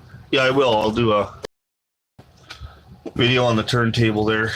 So this was the hardtop Nova. Okay, so I'll go through everything that's in the bag. Jeff's Model Garage asked, "What's up, Roy?" I don't know if you got to that. And also, again, This aside, so nobody's. are they wheelie bars or traction bars? Was the question. Well, they could be set up low to the ground. So what happens when the rear end deflects? It actually helps launch the car. With the rear suspension set up, it could be the case, but I don't like wheelie bars for a couple of reasons. One, I just, I kind of like the car, like if you could drive it on the street. Number two, on a model kit, it's just like one more thing to fall off. It's easy to snag it on something, and then they're broken. So, yeah. But All right. and then so everything that's left over in the kit is in this bag. I just kind of put it in the other kit because a lot of it is extra stock parts. So you have 2 extra tail lights, and I wish I would have found these earlier because I got the wrong ones in, but I couldn't find them for the life of me until after the fact. So that's extra. It comes with 1 extra cylinder head, not a set, but 1, and that's I guess the stock head. It comes with a front bumper for the 64 and down, which does not have the front signal lights in it. I also thought about using that bumper because then it would just be a smoother, cleaner look, but no, I might as well make it the 65. It comes with a radiator and fan shroud. So the radiator supports exactly the same piece in both models, but it comes with, so what you do is you glue this over top where you put that electric fan, and then it makes a radiator there. So that's not needed. It comes with a set of aftermarket valve covers, which I really like because they look like the valve covers I put on that 57 Chevy for that customer of mine, but they're made so shallow the lettering and stuff that you can't even read it. So it's not, it's got those. You got the older taillights, a couple of shifter options here.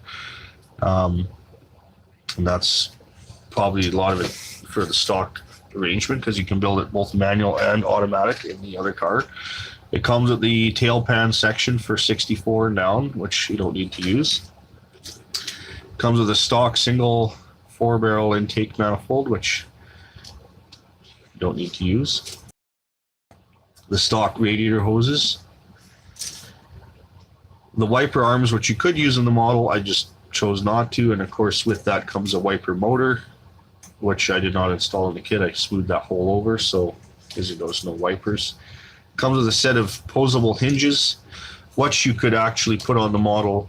Either leave it with the hinges up, if you want to display it like with no hood on it kind of thing, or you could glue the hood on it and actually have the hood in the up position if you want to do that. It comes with a set of outside rear view mirrors, which on the race car I didn't feel necessary. It's just one more thing to break off.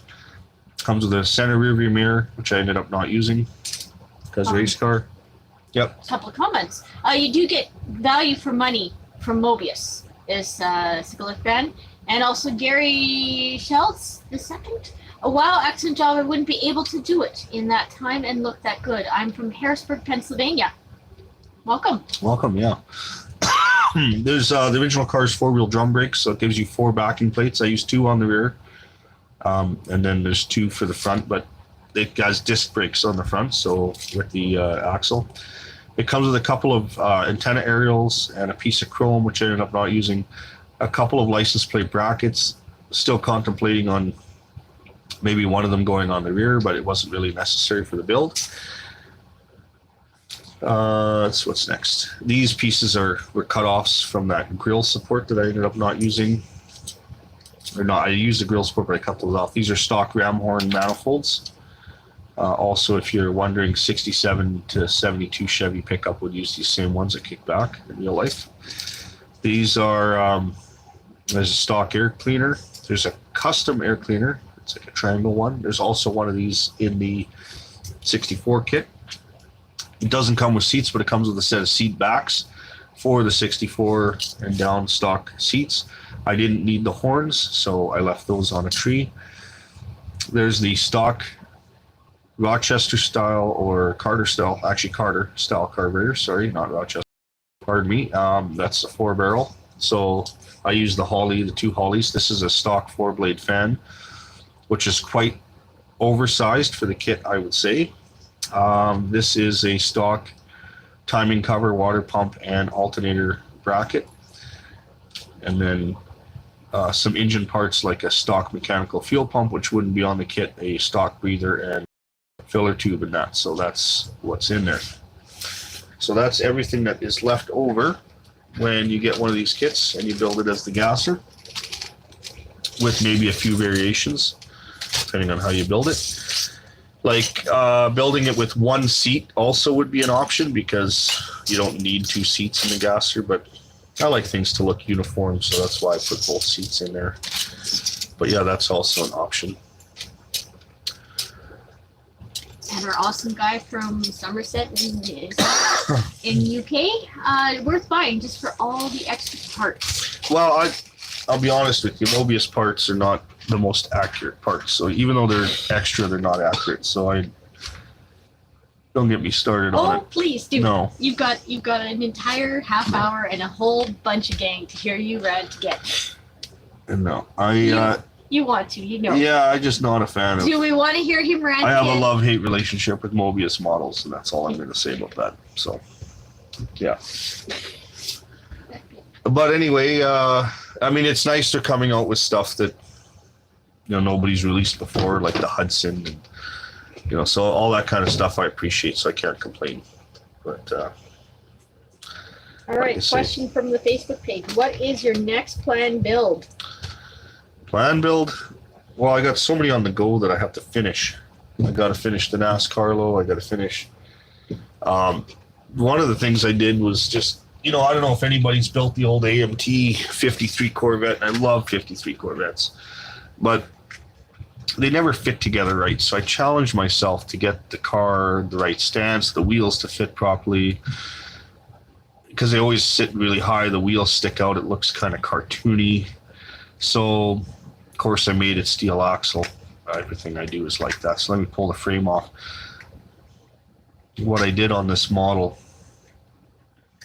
was I just went ahead and like cleaned up some things like this. I made little spots for the frame to actually fit into, so that it, like, these ribs were actually holding the frame up from fitting tight against the floorboard of this model. And then also there was a lot of issues with these front inner fender linings were too tall, so they wouldn't conform to the body or the frame right. So now when I put the chassis on here, it actually sits down and firm. And the windshield frame was absolutely terrible on the kit. So that's this is actually out of a monogram. Okay, so And so I just kind of like, it's just little things. so another I got this kit a few weeks ago. My first Mobius Revell is my favorite kits. That's scary. And then built the AMT 53 vet, but never the 55. Wonder if it's any better or worse than the 55. The 55 vet is exactly the same kit, except it comes with a V8 engine and different like customizing options. But other than that, it's exactly the same model. Oh, William just responded. The same kit. Yeah, it's the same kit. Just that, in fact, even the engine mounts, you glue engine mounts on for the 6-cylinder, and the V8 comes with an engine mount package for sure. So it's like you kind of, it's the same.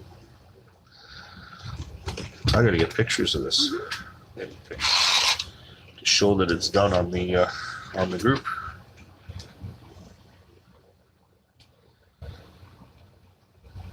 Okay, I will.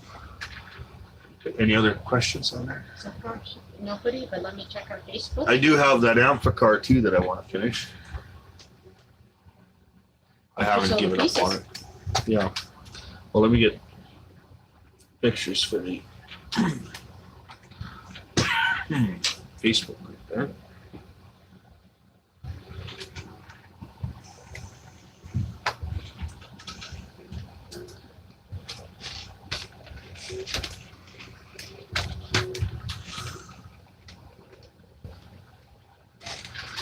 Okay.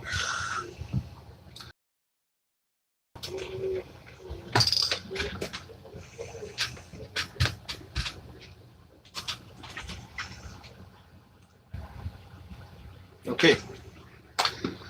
What else? We have monogram. Yeah. I have a thing where I got to build 20 stuff. I try not to get into 24, just so it all looks relatively the same on the shelf. Okay. A few more questions.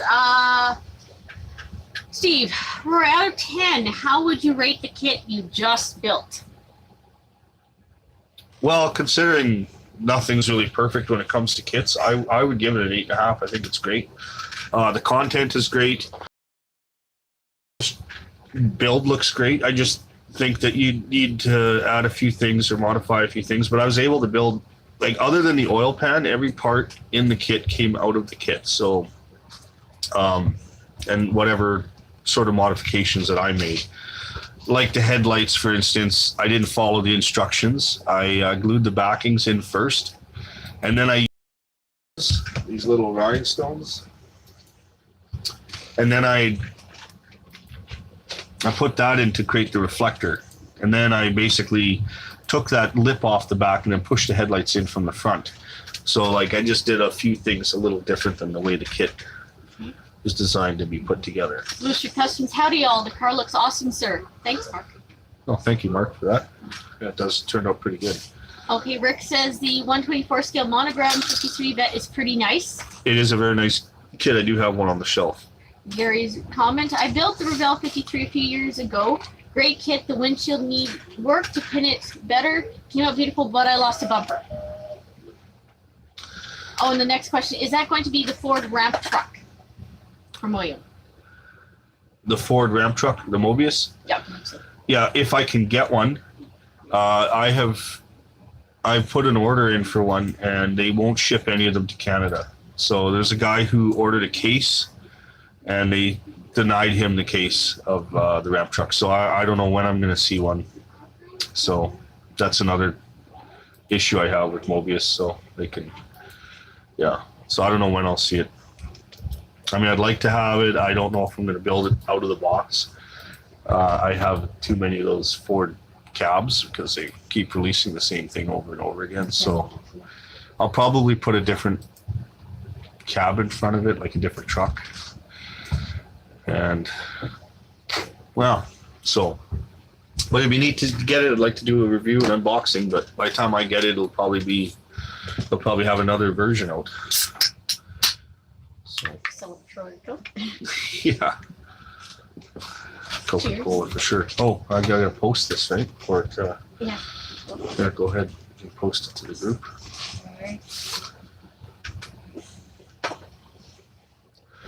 All right. I have a lot of kits I'm working on. Like I said, the Amphicar. Let me get that one here. Yeah, that's people are asking about that one on the Facebook page.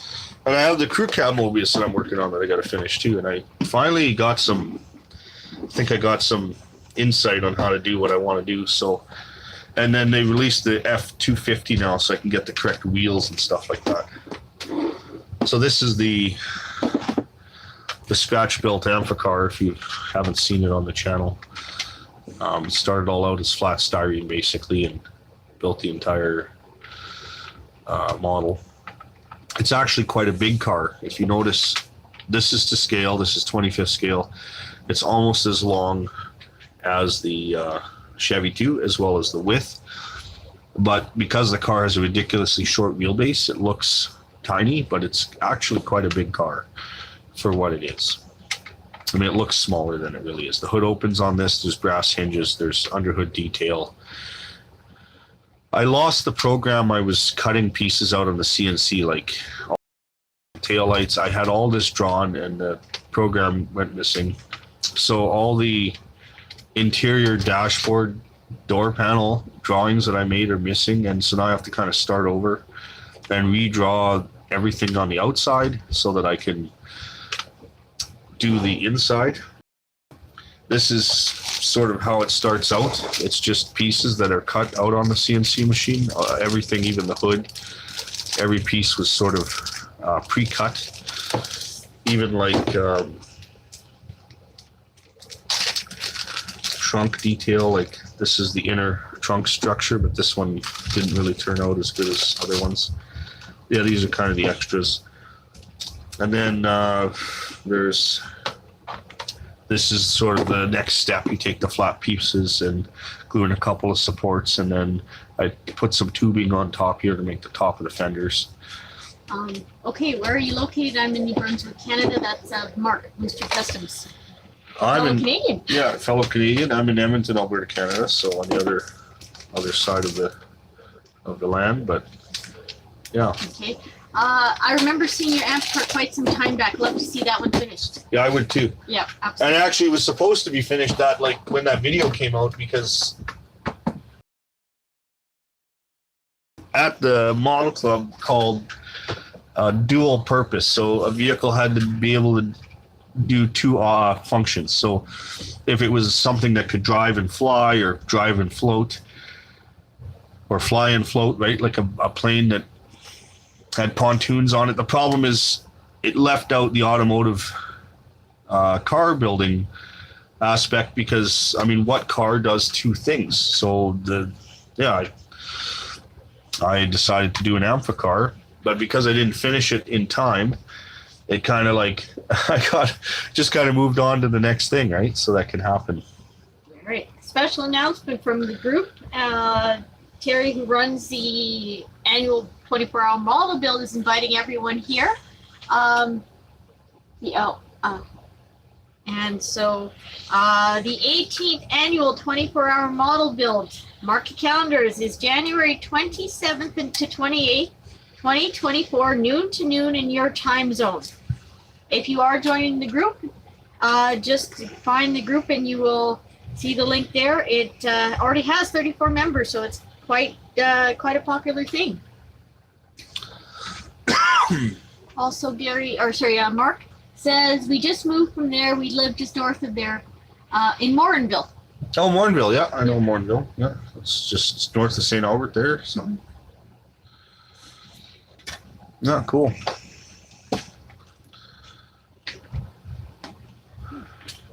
Yeah. This is speaking of gassers. Yeah, you should. This is kind of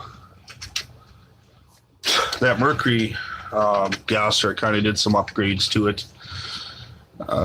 Rubber tires. It normally comes with plastic. A different set of rear wheels. I did end up using the plastic tires in the front. I just have to paint them and stuff like that. This would never really exist as a real race car because the body like flips open. So it's kind of interesting model because it's more like a concept or a show car. But anyway, the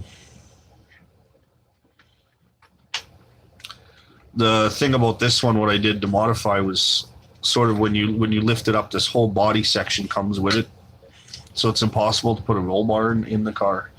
So cut the body and took the doors out of it, glued this to the chassis, and then I glued the doors inside the body. And so when that comes together, you actually, it looks complete in the interior. So there's that. And then I did a few pieces to the engine, like I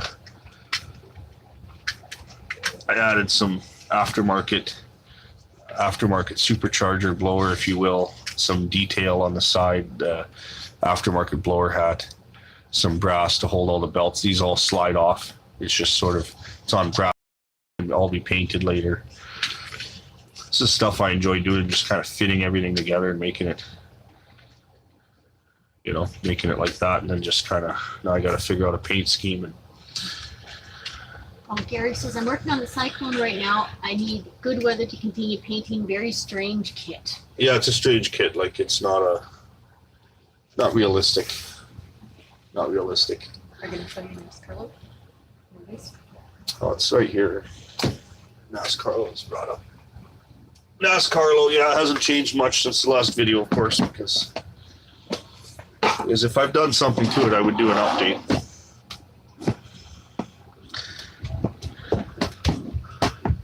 So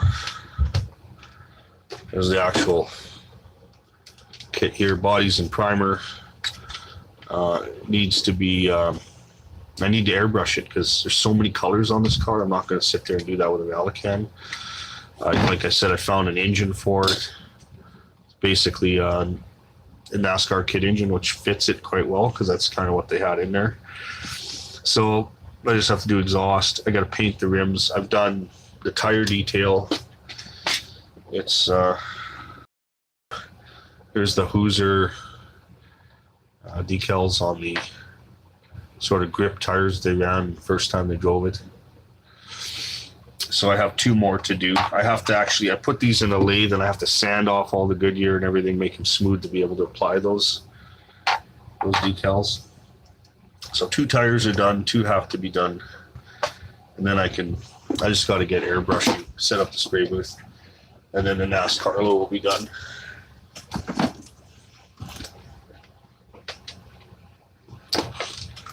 If you're a roadkill fan,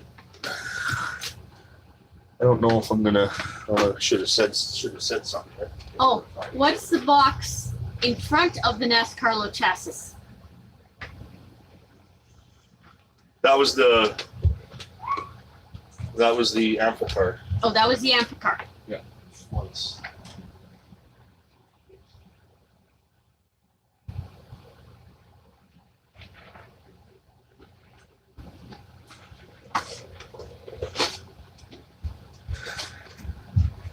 I think Jerry Chevalier, he's out of BC. Oh. And he's part of the group. He does the 24-hour build. He does the 24-hour build. He sort of wanted to introduce me to it.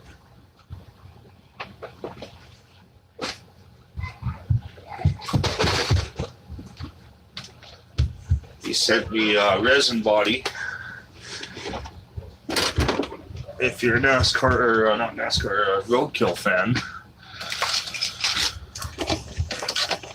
this is the Ranchero body that basically is what they had on the show.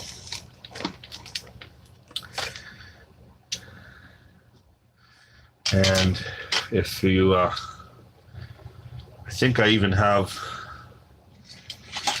like these wheels. I think they had something like that on there. I have to double check, but sort of something to build. It's in the box here one day. Get to it, but that's I know a lot of guys that build roadkill models, they don't have that. Oh,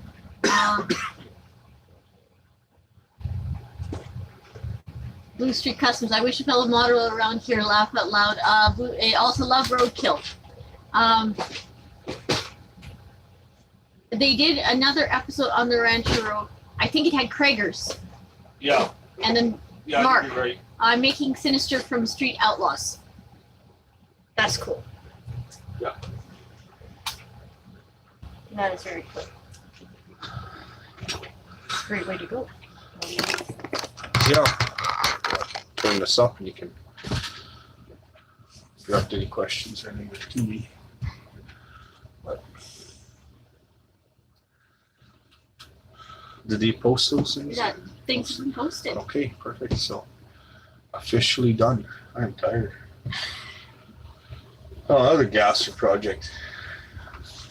I picked up at Model Club the old this old Triumph kit. It was built, so the box is in nice shape, but inside the car had every conceivable scoop glued to it. It was pretty bad. And I found this is a newer version of it, released by Minicraft, and I don't know if they have all the molds to Hubley. If they have all the molds to Hubley, please release the Metropolitan. But anyway, that's besides the point. If anybody has the Metropolitan molds, I'll buy them. Yeah. You just Okay. want them for your Yeah, and I'll just make them. So anyway, this is the body that came, and I've sanded and fixed most of the issues with it, and I've glued in a roof from another kit because the windshield frame was broken in like 4 pieces and it didn't want to stay together. And so this is sort of another gasser project. I got the axles and the wheels here set up, so that's the whole idea there. So I want to have an engine sticking out, exhaust coming out the side. So that's I got to do a video on it. I was hoping to get a chassis built, so it's something to show you. I just thought I'd show you there. So on the subject of gassers, it's kind of funny. I'll play with an old body like that, and I seem to have more fun with it. Like you're bringing it back, you know.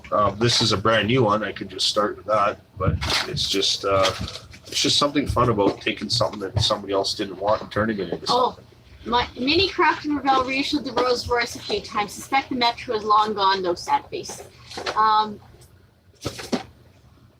I wish I was doing this YouTube modeling stuff when I was out there. I've been only doing this for 4 years now. It would be nice to have a model club here to go to. They might have. Where are they at? Yeah, that's Mark in New Brunswick. New Brunswick. Well, I don't know. There might be an IPMS. This is IPMS Edmonton. There's different chapters, but I know like even the Saskatchewan club. It's not like they have like we have like 70 people that come to our. I've heard of some clubs, even like Calgary a few years ago, only had like 3 members or something like that. So I mean, there's a lot more modelers than just 3 modelers, and there's a lot more modelers in Edmonton than just 70. But those are just the ones that come to the club, and you're kind of you get to see each other all the time. Right? It's kind of fun. Once a month, yeah. No, except for the summer, we don't meet in the summertime. Yeah. So there should be a club in New Brunswick. Actually. I think I'd have to look it up. There might be you can always start one. Start something on Facebook. Say you want to meet. I know it's one thing to do something, another thing to actually meet up in person. So take the time. If you're interested in meeting other modelers, like in the old days, you'd put something in the bargain finder and say, I'd like to start a car club, right? Like Weird Little Car Club was started that way in Edmonton.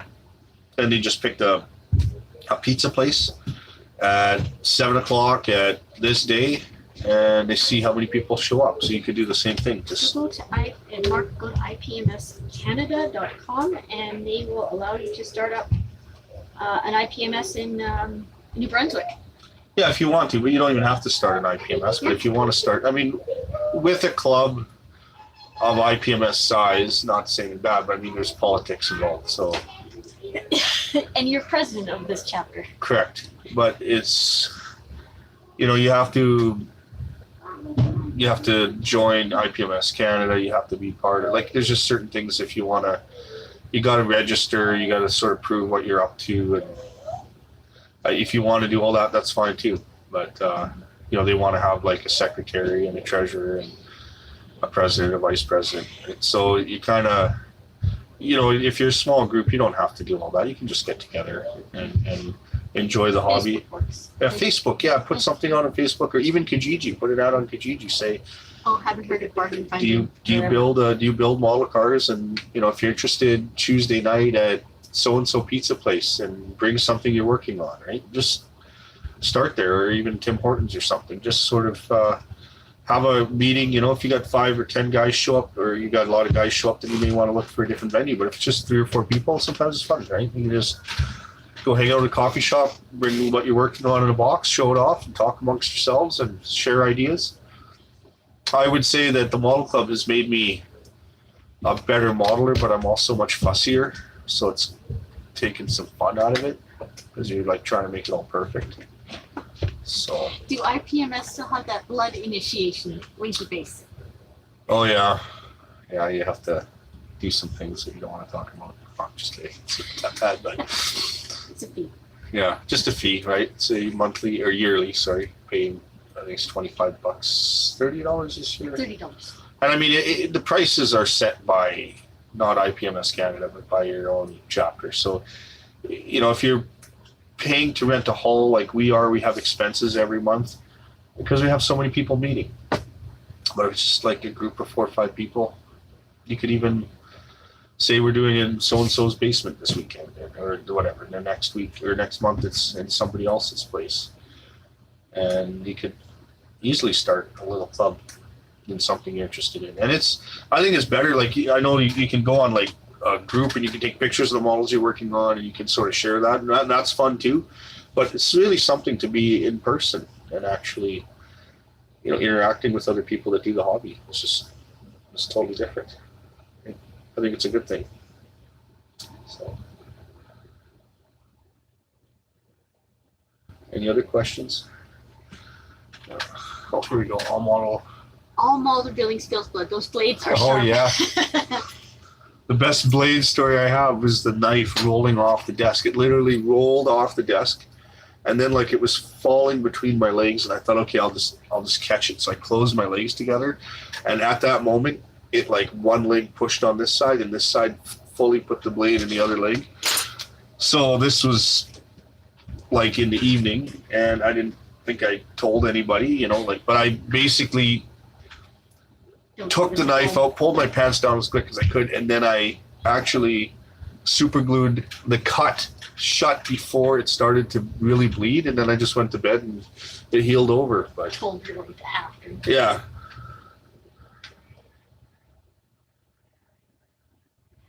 Yeah, that's the thing, like, in the club we have a lot of military, a lot of planes, a lot of things like that. And I mean, don't think you can't learn from those guys. I mean, you want to do weathering, certain paints, certain things. There's a lot of cool techniques. I do know that in like BC, for instance, their club is very automotive strong. In Edmonton, it's very strong with like all subject matter. Like there's even like ship modelers. And then I think I did a meeting in Ontario or something, and it's all like nobody builds model cars there. It's very interesting. Yeah. Yeah, super glue works really good for cuts, by the way. If you ever cut yourself, just glue it up. Don't use a band-aid. That's my Dr. Marco talking here. You guys have fun up north. Oh, thank you. Yeah, super glue was intended to hold together wounds. because the moisture, it won't get into your bloodstream. It'll dry instantly. So because I have super glue and you know, in the hobby room, it wasn't that hard to fix the problem. So You 5-year-old is already. yeah, he's got locked. Rebuilding kits. Let me show you some of the cool rebuilders.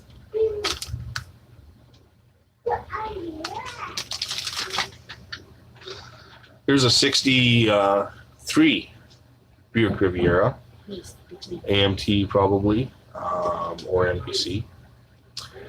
Very cool. This is one of my favorite model kits that I ended up getting. So I want to restore this kit one day. It's missing but you know what the best part about this is? This car manifested a real. I have a real 1963. I can't believe it. I walk outside, I forget I even have it. I have a real 63 Buick Riviera on my driveway. And it's the same way. No engine, no transmission. Yeah, so go figure. Yeah, I have a real Metropolitan for sure. I got a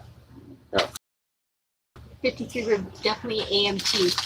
Oh, 60, yeah. 63 years. Definitely AMT. Yeah, AMT. I once super glued my hand to my jeans and then my leg.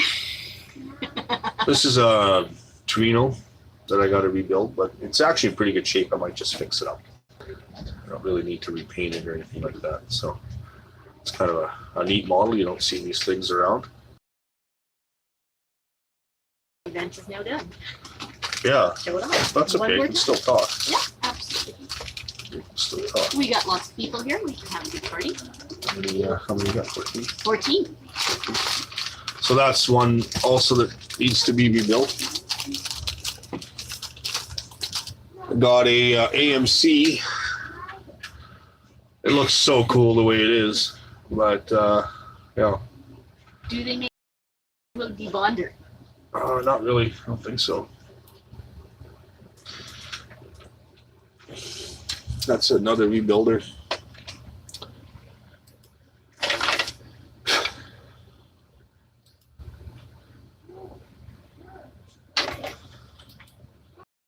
No. What else I can really... I can talk for days, but... You could. Okay. Show you other channels and you can go here and see the videos. Sorry, What's that? I'm showing you other channels and you can go there and see the So this is one I've showed on the channel before. This was basically another rebuilder kit where it was just something that somebody had started, painted, and it was a monster truck, so that had big suspension under it. And that was all glued up, and it was just a glue bomb. So it had a hole in the hood already, so I decided to make like a slam mini truck, have the engine just sticking out of the hood here, and then the chassis is all scratch built. And this is all. So this is sort of one of those neat projects. I should just finish this, but what I did was I did a wet sand on the red paint that was on there to the yellow plastic, and I love the patina look. And that's what I want to duplicate. Maybe I'll just keep this particular red and yellow pattern, maybe just add to it and put some clear on it and call it done. I didn't have a tailgate, so I used a 62 Impala trunk section there for the tailgate. I've seen stuff like that done on other mini trucks and things like that. So that's, it's kind of fun building stuff out of, relic models, if you will. On the Riviera side, this is a project that sort of started, and certain things I got to do to change it. But this is a 71 style Riviera rear fastback roof line into it, which I thought a lot of guys will use Ford or something like that and put a fastback. But I just thought keeping it Riviera I thought was kind of neat. So that's a project that's kind of in the works. This thing was a bit of a glue bomb, so it was nothing wasted. So Bob Smith Industries said the debonder also use acid polish remover. The Datsun paint looks great, and also Mark says thanks for posting my channel link. Well, you're very welcome, Mark. Yeah, you're welcome, Mark. Yeah, that's good. Trying to get everyone's channel link up there. If you don't see it, feel free to let us know. Oh no, I still up. Here's sort of failed, not failed, it's just not doing a big truck out of the 60. These front fenders, if you remember, like there's that yellow Revell school bus. I cut them out of there. There's a few little things like this is supposed to be taller, like in the grill section. So there's a few changes that have to be made. Put a small back window in it. Just something to kind of do. So just kind of fun stuff. You know, you get kits that somebody started, you can cut and hack and make something, and yeah, your brain thinks of something, and sometimes it works, sometimes it doesn't. It's just kind of just something to try, right? So I love modifying, you know, building, cutting things, making it different. Just it's kind of fun. But when it comes to real cars, sometimes I'm really fussy. Just want it original. So it's kind of interesting how that works. But I'm looking forward to starting a rat rod project in my backyard this summer, hoping to have it drivable by the end of the summer. So It's on yeah, on my car channel, on my other channel, my Marco's Garage. Yeah, there's a link there. Check out. So that's why sometimes I'm going to try and keep posting more steady videos on this channel. Probably a lot of unboxings over the summertime because I won't spend a lot of time working in the hobby room because I spend a lot of my time outside the garage. But yeah, we can do lives, and we can do. I also upcoming lives that I want to do is the 6772 truck. If you haven't seen it already, I did a live on how to shorten the bed sides. So make it from a long box to a short box. So I'm going to do a live, my next live, Steven actually wants to know how to modify the hood from the 72 to the 67, 68 style hood. So there's a difference there in the hoods. If you want to go, there's that yellow truck on the thing, you want to grab that. And then Tom Daniels, who designed Monogram's school bus, also designed the hood and front for the full-size Chevy trucks. So, yeah, that's cool. Thanks for that information. Yellow? Yeah, yellow. It looks like rusty, kind of. So I also did a small back window and shortened the chassis, which, I mean, if you know there's a step side chassis, yeah. So this is the difference in the hood. This is a 72 style hood. This was somebody built this kit and I bought it. They did a weathering job on it. It was my friend Glenn actually built this, and I cut it down into a short box and didn't repaint it just to show you how easy that could be done. But yeah, that's the difference in the front end. That's how it came. All the parts are here. I cut the grill and everything. So I want to do live showing how to modify the grill, how to do the hood, the bumper, the small back window. So I'll do, each live will be one separate piece. So one will be like how to do the back window, one live will be how to do the grill, things like that. And I'll do it right in real time. So I'd actually picked up another kit so I can do it, that ramp truck there. So I'll do another one. And then, yeah, so it'd be kind of fun. Maybe do it up into primer and then do a giveaway on it. Some lucky member get a short if you want it. Kind of fun. It's kind of fun to do.